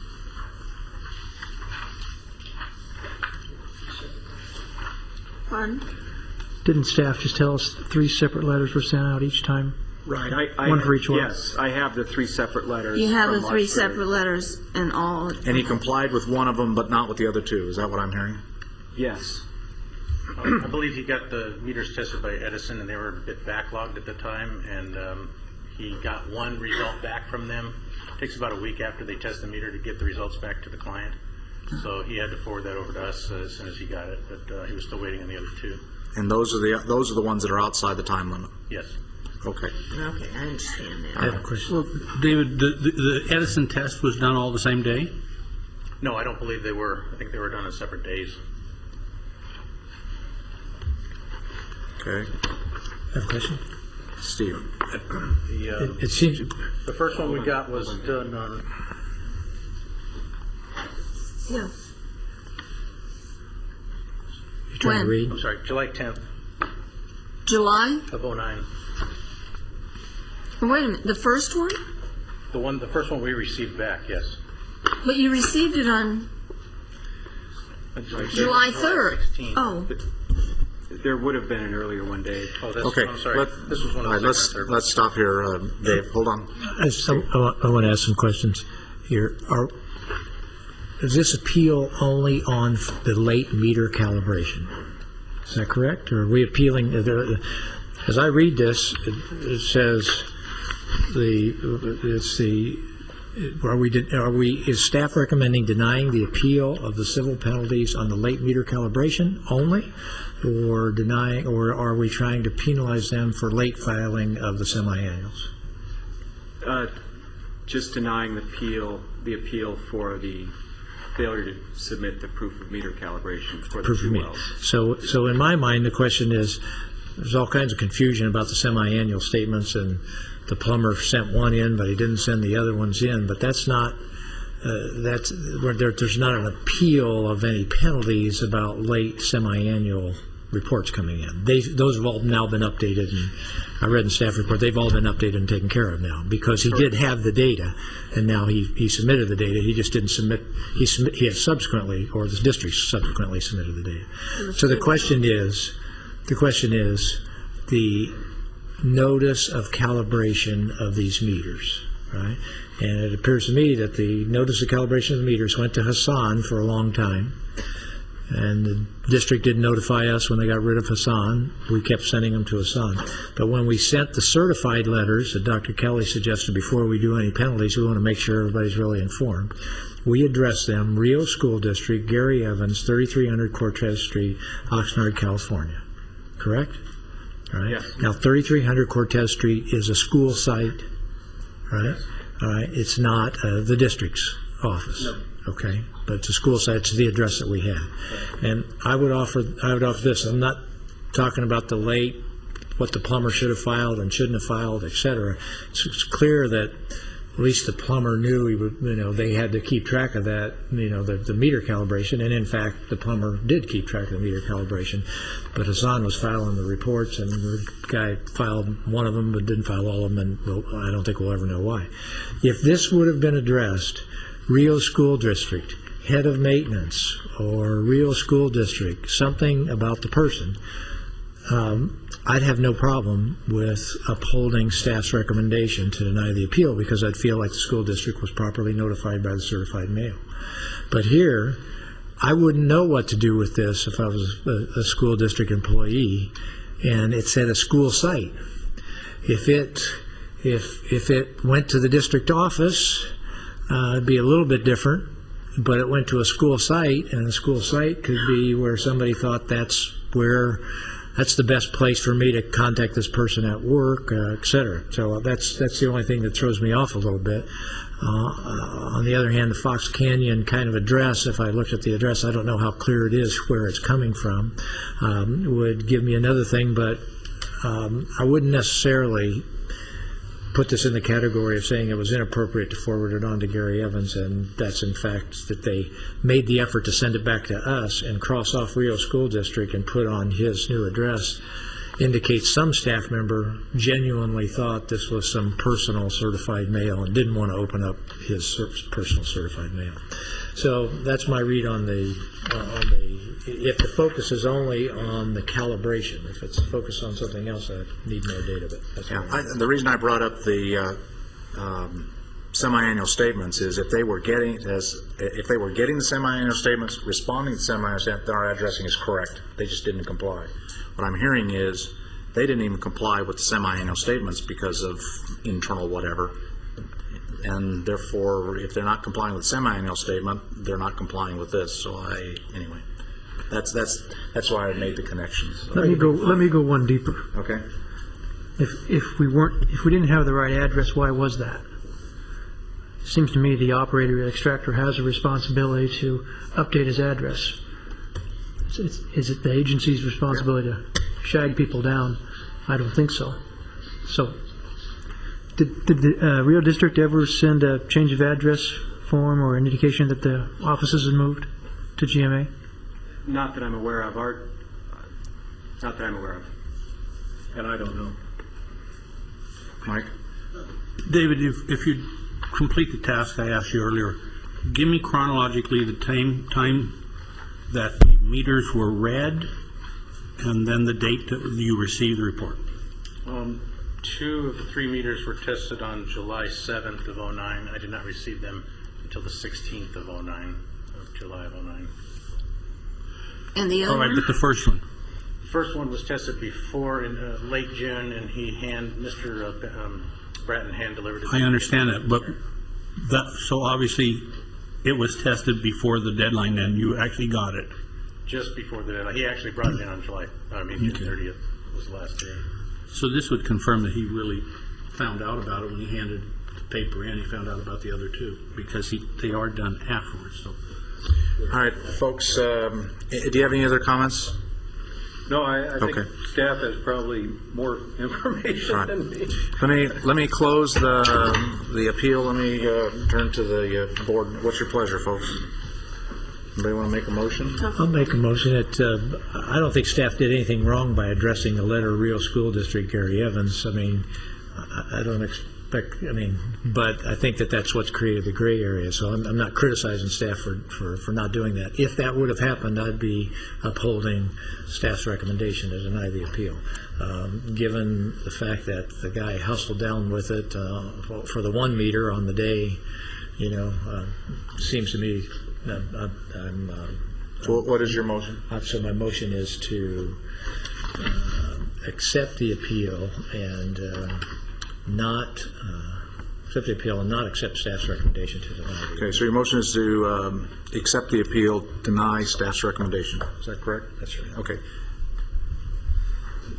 Accept the appeal and deny staff's recommendation to deny. Okay, that's the motion. Okay, I'm going to second that to get this for discussion. I want to hear some discussion on this. Okay, motion is second. Go ahead and have a discussion. Oh. I want to know why people are going to vote either way. I'll start. It seems to begin with the concept of there seems to be a lack of oversight at the district somehow in terms of making sure the addresses are being updated, particularly when an office was moved. And I can understand when you have a large organization, figuring out all those places you need to send that change of address for might be difficult, but nevertheless, other businesses are held to the same standard, and it seems to me that's the starting point. And so, for whatever reason, we had the wrong address. I'm not sure that's a staff problem. I think that's the district's fault. And so my intention would be to vote no on to accept staff's approval or recommendation. Mike? Well, I'm still troubled by how he was bright enough to test one pump but not the other two. And to have a 7-day show up of Edison, that's pretty remarkable. Usually Edison is booked well in advance, but maybe they did the school district a favor. If that's truly the case, then I think I would be supporting the motion as made. I think that we've been troubled with this process, for a long time, and the spirit. Chairman Mulhart, you and I had the discussion earlier of people, the spirit and intent, and I go back to spirit and intent, and I think it appears that the intent was good once they truly knew what they were doing. So I would support Mr. Bennett's motion. I'm trying to compare the two issues. In one case, the address was valid. This is the previous case. The address was valid. They were getting the reports. They were doing things in sequence, and they didn't comply. There's obviously a lot of confusion in what's going on at the Rio School District within this area, and I do think it's the school district's responsibility to update their. I'm sure if they were paying federal taxes, that's not an excuse to the federal government. We didn't know where you were. But I can go either way. I will support the motion if that's everybody's pleasure. I'll go the other way. I'm going to be wishy-washy, I guess. Well, I'm going to support the motion in this case. I think that it was clearer that the other gentleman did receive something earlier on. He at least had a phone call on May 14th. I'm not convinced about this, and I would also recommend that staff, with things moving and everything, that instead of going back to previous numbers, try looking in the phone book for a Rio School District's office number. I think that might have gotten us a real address faster when we were going to go back and change and send the letter to Cortez Street. So that's why I would support the motion. Okay, we have a motion and a second. Can I have a roll call, please? Chair Mulhart? Yes? Director Craven? Yes. Director Bennett? Yes. Director Kelly? Yes. Director Borchert? No. Okay, thank you, sir. Well, considering we have layoffs going on of some 50 teachers, this is appreciated. Thank you. Let's get our addresses right so we don't do this. All right. Before we go to the next item, Charlotte has to, what time do you have to leave? I'm going to leave at 4:30 sharp. And Steve, you said you... I have to leave in about 5 minutes. Okay. We have 2 items left on the agenda, and from a staff standpoint and from a board standpoint, I'd like to have as many members here to talk about it as possible. Which of these are the key ones you want to talk about? If we want to take these out of order, I'm okay doing that. Since we decided item 7 is more important than item 8, item 8 is more, it's cleanup items in the ordinance. Okay, so let's deal with item 7, and we'll deal with it as quickly as we can, and if there's time available, we'll deal with 8. I'm sensitive to the time, and I know what your schedule is. I'll call my staff and So whatever works for you, but all right, I'll let's go go as quickly as I can. Okay. Good afternoon, Chair Mulhart, board members, Gerhard Huebner for the record, Watershed Protection District. I'll be presenting item number 7. This is our periodic strategic and technical advisory group process evaluation. Some background for you. As you know, back in June 2006, actually I should say June 2007, when we updated our groundwater management plan and we implemented that, we came to the board with some concepts that included the SAG-TAG process, the structure, and the formation of those groups. Process for the groups would be divided into 4 steps. The SAG would take up policy and program analysis. That TAG would do a quantitative impact of the groundwater management strategies. Through those groups, we would have oversight and presentation of recommendations to the board. That would be done by GMA staff, and that agency board, the agency or the board members would provide the final groundwater management strategy review and adoption. Since summer of 2007, SAG has been meeting approximately 10 times. The day after the board meeting has been the easiest to do. TAG is also met on a regular basis, although less frequent. We've had meeting agendas, minutes, and handouts and materials that we've generated, and those have been available to our stakeholders as well as our website. SAG's role was to evaluate these groundwater management requirements, to do some analysis, fiscal being one of them, impact to the aquifer perhaps another, and SAG was open to any and all stakeholders. TAG's role, as I mentioned earlier, quantitative analysis of some of the water quantity impacts of the strategy. They were also responsible for identifying data necessary to perform that analysis, any monitoring or methodology, and then reporting any post-implementation results. How well did the strategy work? I've listed on the next 2 slides a number of topics. I won't go through all of them, but I highlighted in blue for you a few that did come back to the board for discussion, including evaluation of the irrigation efficiency formula in the program. We also, as you know, brought forth a couple years ago the scheduled 5% reduction and the water certification process that was talked extensively at SAG. We also walked through the City of Camarillo's proposed groundwater desalter. We had a discussion here at the board. Again, this was topic of discussion at SAG-TAG, some of the crop changes and intensification of agricultural water use, meter calibration, the Las Posas Basin specific groundwater management planning process. You heard an update from Brian today. We had the moratorium on well drilling, a cap. At one point we had an administrative hold on well permits, the establishment of basin boundaries, external, internal. We had that discussion for you last year. And then recently you approved a contract with the Cal Poly San Luis Obispo researchers. Recently, some stakeholders have expressed some concern perhaps that SAG and TAG may not be following some of the concepts and original roles and responsibilities set forth by the board. And in fact, we received a letter dated March 29th from Mike Solomon, who's the United Conservation District's general manager and the SAG chairman. That letter is attached to 7A to this item. In Mr. Solomon's letter, he outlined some of his observations and concerns, provides some suggestions for your consideration, and asked that the board consider looking at SAG, either using some of the suggestion provided or the board's own concepts or any others that our stakeholder provide. And so we drafted a response letter also attached for your consideration today. And we indicated a willingness to place this item on the April board meeting, the subject of today's item.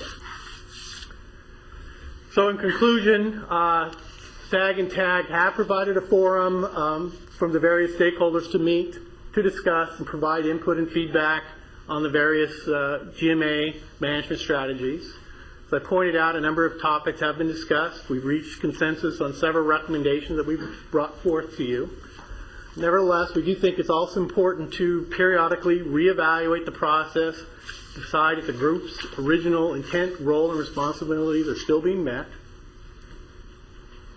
And therefore, we've provided these periodic staff reports to allow the board and others to evaluate this process and decide is there changes perhaps that need to be made. And today's report provides that opportunity. Okay. So we've included in today's staff report several recommendations, and I'll list them on this slide and the next. Okay, let me for the sake of time. Okay. Okay. I'm going to make the assumption, unless people tell me otherwise, that they have read through the recommendations. So I'm going to assume that the board has done its job and prepared in view of time. Mike, you want to speak to this issue? Oh, you're not going to speak? Okay. So Mike stands by his letter. Is there anybody that wants to speak to this issue before we get some discussion going? Okay, I see Carl put his hand up and Sam's coming forward. Sam, why don't you come up first? Thanks, Gerhard. I'm sorry to cut you off, but I'm sensitive to time. Okay.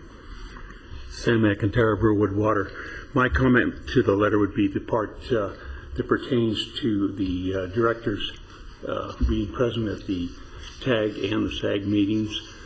I think it's one of the reasons that it doesn't have to be a director, but somebody from AG should be present at both those meetings, because the board, the meeting people in the assembly, very few of them are really familiar with the day-to-day operations of AG.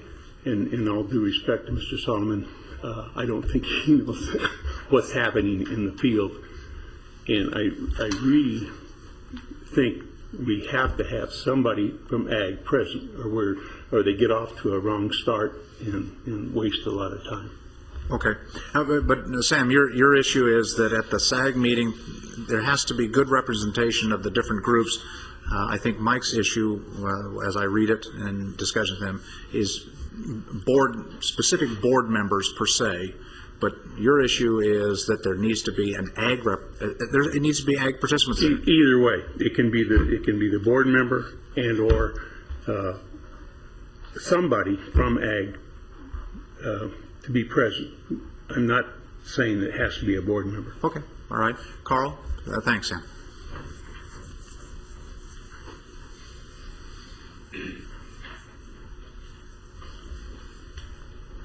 Carl Gruther, Zone Water, representing ag, obviously.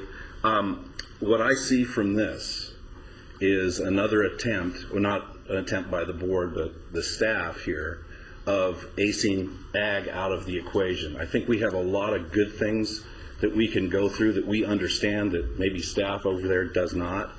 And my problem with this new idea is that things will not, how do I put it, the agenda is going to be set up by the staff for the new SAG group, only specific items that pertain to what they want and not what ag is involved in. And I want representation. Obviously, I told you about it on the last deal.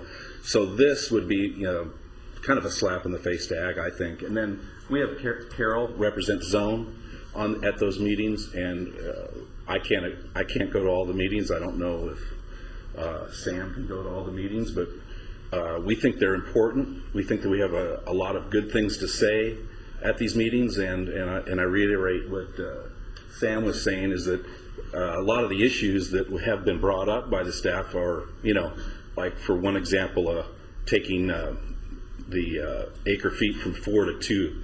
I mean, that was one of the discussion items. That, to me, is a kind of a ludicrous solution based on where we're at. So that would be my say. All right. Thanks, Carl. I just have one question. Carl, come back for a second. You said, I'm sorry, I might have misunderstood what you said, but I thought you started out by saying this was another attempt by staff to do something. Well, this letter didn't come from our staff. No, I understand, but they acted on it. Okay, but if you wrote them a letter, recommendation by one person. But this is just asking us what we want to do. So if you wrote us a letter, you wouldn't want staff to put it and ask that it be put on our agenda. You wouldn't want staff to. You'd want staff to make the decision to not give it to us. No, I'm not saying that. Okay, I'm just trying to point out that this is. You've been given a recommendation by staff that was brought up, and they agreed with the letter. Okay, obviously. I got what you're See saying what I'm now. So, yeah. That's a completely different I got issue. what you're So, saying. Okay. That's it. Okay. Any other questions? Glad I asked, because now I understand. Okay. Sorry, Okay. I didn't explain myself. Okay. Any other questions for Carl? Thank you. Thank you. I guess I should make some comments. Mike Solomon, United Water. I don't believe anywhere in my letter that I recommended that ag not be represented. It's the stakeholders, everybody, M&I and ag. My recommendation was that I didn't think it was necessary for a board member or their alternates to be there. I thought that took away from some of the openness of the conversation. Ag definitely should be there. I definitely don't know enough about farming to speak about it, but I don't remember anywhere in my letter, unless somebody can point out, that I suggested ag not participate in SAG. Okay. All right. Board member comments. I guess from my perspective, I think we have to step back and understand how we've operated as GMA and where we've made the major changes. For the longest time, prior to the 07 management plan, the way we operated as a GMA is we spent, here now, 2 hours and 15 minutes. Before we had even bigger agendas that we have now, we spent meeting after meeting after meeting after meeting going in circles and talking about things, and then realizing we didn't have answers to make a decision, and so we went months after months after, and really we got some things done, but we did the GMA 12-month solution on a 3-month problem. So when they came up with the management plan, because we recognized that the problems that we are dealing with are much more complex than we thought way back when, and because I think we're shifting to a basin by basin management philosophy rather than one big giant tent that really was the basis for everything we've done in the past. The conclusion was, why don't we have some methodology as a board to assign specific items for the community to chew on and work their way through and see what they want to do, and then bring that report back to us so that we then can start making some decisions, and maybe that expedites the process. That was the original intent. And we recognized, per the management plan that we adopted, that there are two components to any decision we make. There's a political, philosophical, financial component, and then there's a technical component. We can't just make rules unless it's grounded in good science, and I think we as a district have tried to work hard as an agency to have good science. So the intent was create a technical advisory group, and you had to have technical papers essentially to be at that group to deal with things, and then we'd have a more generalized group that group could even send things to the technical group. And that was the original concept. And I think, Mike, you recall when we first started to fund and do this, your concern was if these groups aren't accomplishing anything, then why are we doing this? And I think we agreed some time ago, 6 months ago, that we would periodically take a look at how these groups are structured to see if in fact it's really the tool that we want so that we can use it as a forum to get everybody involved in the process. And I think staff has gone through a list of things that we have done and some other areas that we haven't made headway. In that process, there's got to be some kind of organization on how it works. And over time, in input I've gotten from people that have attended the sessions, input that I've gotten from staff, from United, is that maybe we need to make some structural changes to how it's run. That's one of the reasons we asked Mike to kind of chair the thing. And I have great respect for the leadership that Mike has brought to United and his experience over years. If anybody has worked hard to try to include everybody into the big tent, from my perspective, Mike, from United, Mike has done that. And his comment to me was, he goes to a lot of meetings. We all go to a lot of meetings. We don't need a meeting every Tuesday just to have a meeting. And when we put together and Kiega suggested to put together the Los Pozos Basin group process, I was pleased with that because we had the leadership in Kiegas to help bring everybody into the big tent. And let's make sure, that was my statement to Henry, that was my statement to Don Kendall, is that I'm okay with that process as long as everybody can come at the table and have a discussion. When we put the OPUG group together, and I looked to John Matthews to lead that, and not to the GMA, not to United, but to the Pleasant Valley folks, because that's their backyard, they made the conclusion that they'll only call a meeting when they need something to talk about. They're just not going to have a standing meeting. And Mike told me that he thinks that both those groups operate much more efficiently than his observation at SAG, because the way it's structured and the way it's constituted and the tasks it's giving it. Maybe there's a better way to make the SAG group operate more efficiently so we accomplish more in a shorter amount of time with less meetings, and it takes us back to the original intent. And what was the original intent? We, the board, assign a task to SAG. SAG works on that at the direction of the board and reports back to the board what its conclusions are. Then we continue with the debate process. And Mike's observation, I've gotten the same input from Jeff, is that the SAG group doesn't do that as much as it could, and there may be a better way to operate it. And I think that's what, and Mike gave this to me long before he sent the letter, and I said, put your thoughts in a letter. If that's what you think, as the chair of the SAG, send it to the GMA staff.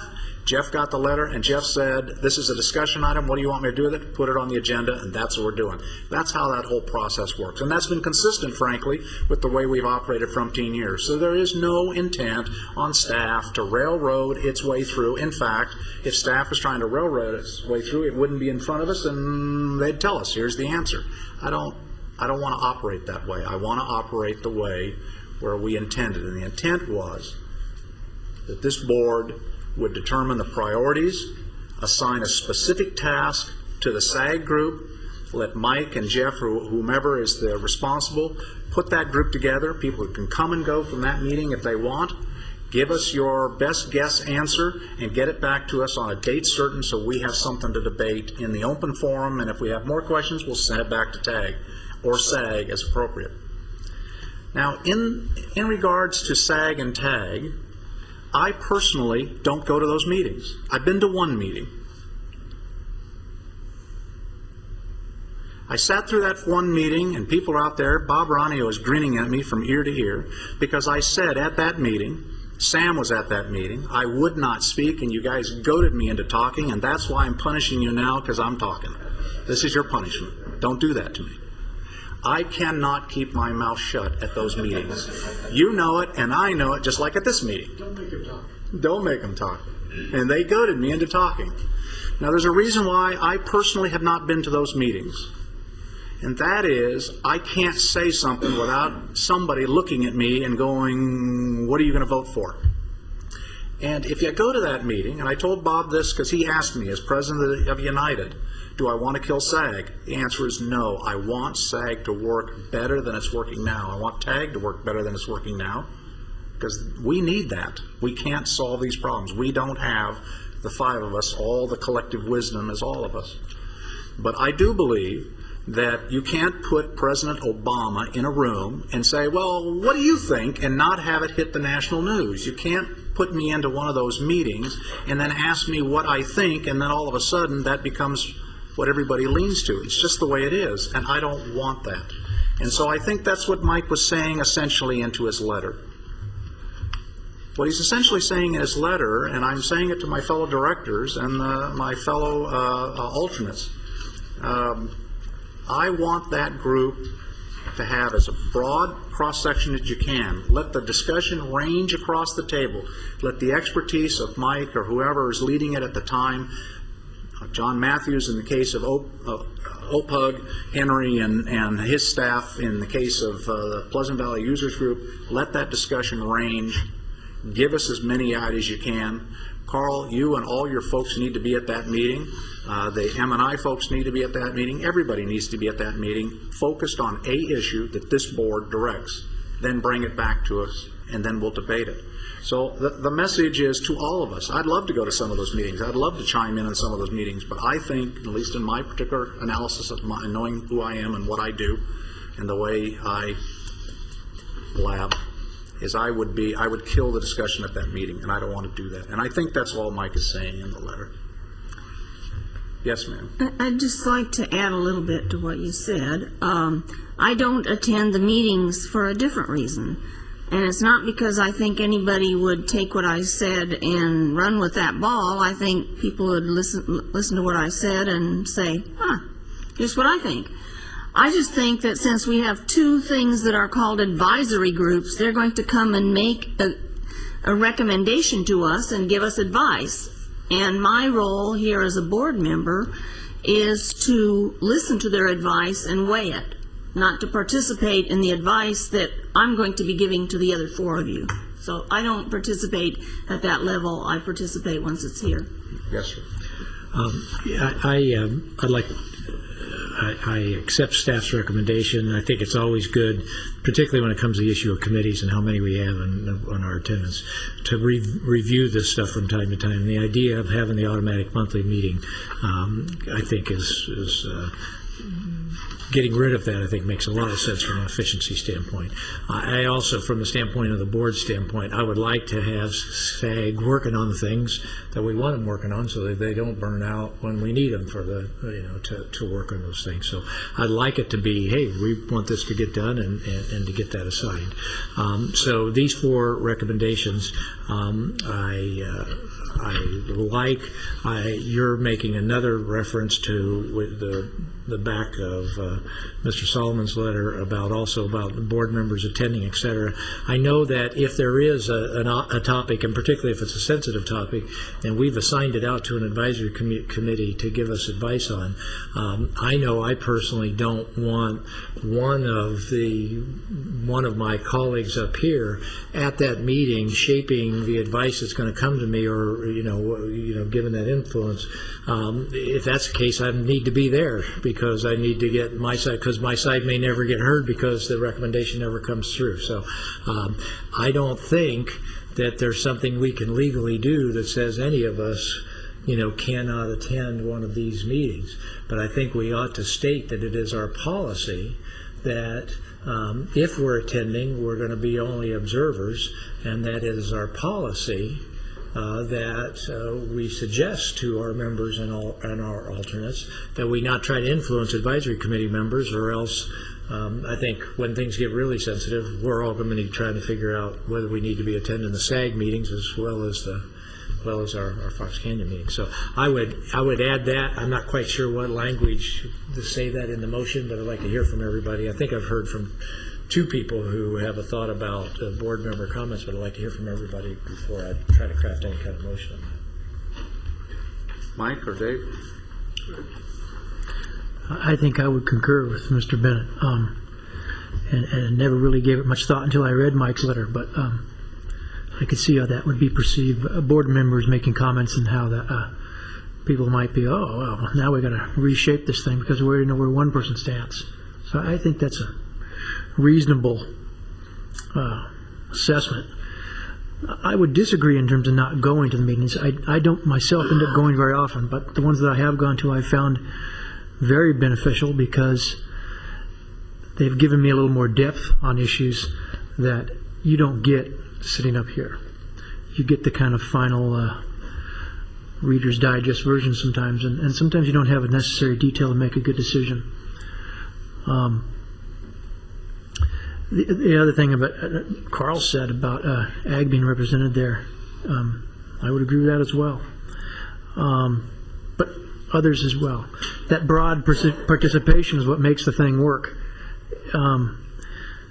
I believe there's a bit of a danger with the way it has been working because the few meetings that I have gone to have not been very well attended by ag individuals at times, and I think at times the discussion comes from everyone's backyard, and if that one viewpoint isn't there, then perhaps that agenda item that gets presented to the board isn't fully vetted. So I've been passing that news on at Farm Bureau meetings and others that, you know, ag guys do need to show up for this thing. It's the last thing anybody wants is another meeting, and that's why I would support less meetings. Let's make them mean something. But I think we're on the right track. Okay. Mike? I think that by decreasing the number of meetings, it will cause a greater attendance to the meetings that you have. One of the things it seems is that the direction that the committee was going varied tremendously from meeting to meeting because not the same people were showing up.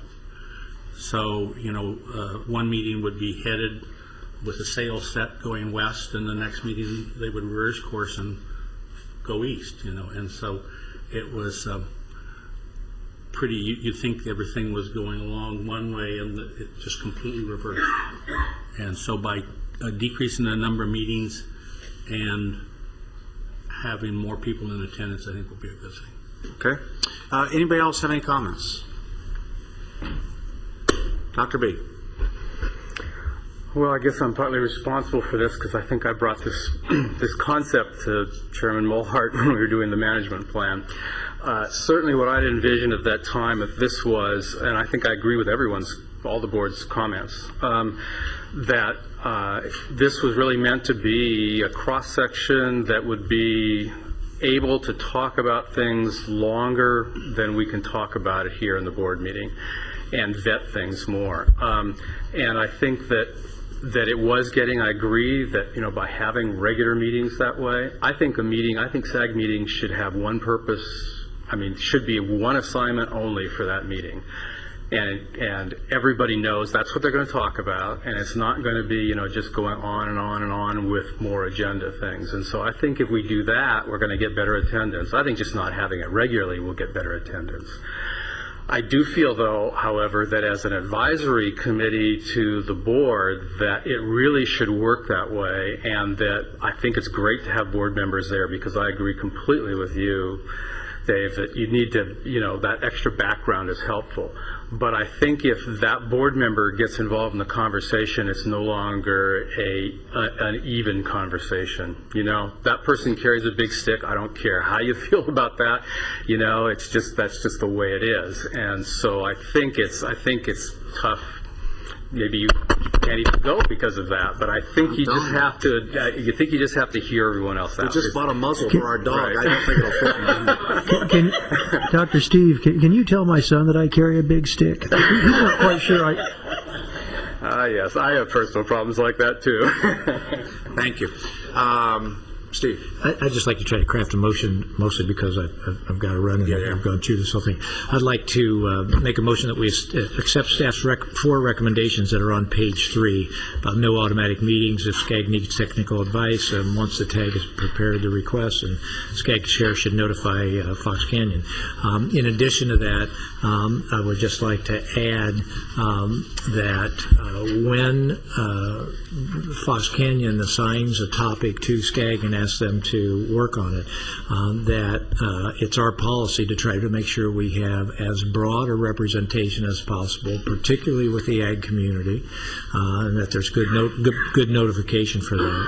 And that it is our intention for Fox Canyon members and alternates it's our intention, but we can't make it a law, it's our intention for them to not participate. They're certainly more than welcome to attend and observe and try to learn, but not to participate. If they do participate, the Fox Canyon board, as part of our policy, is we're requesting that the chair let us know that Commissioner Craven attended and she offered, basically this perspective, because that would be fair to the rest of us to know that happened. So I think that's as far as we can go legally. I'm sure we can't sit there and say no one can go. These are open public meetings and you don't give up your right to do that. But that would be my motion. I hope it's clear enough. Most of it's already written. It's just that final. Can you guys work with that? The motion? You understand what the intent is? Okay. Mike, that's the motion. Mike seconded it. Any other comments from board members or anybody in the audience? Have a roll call, please. Chair Mulhern? Yes. Director Craven? Yes. Director Bennett? Yes. Director Kelly? Yes. Director Borchard? Yes. Okay, great. Given the hour of the day, do you want to deal with this at next month? How long is this item going to take?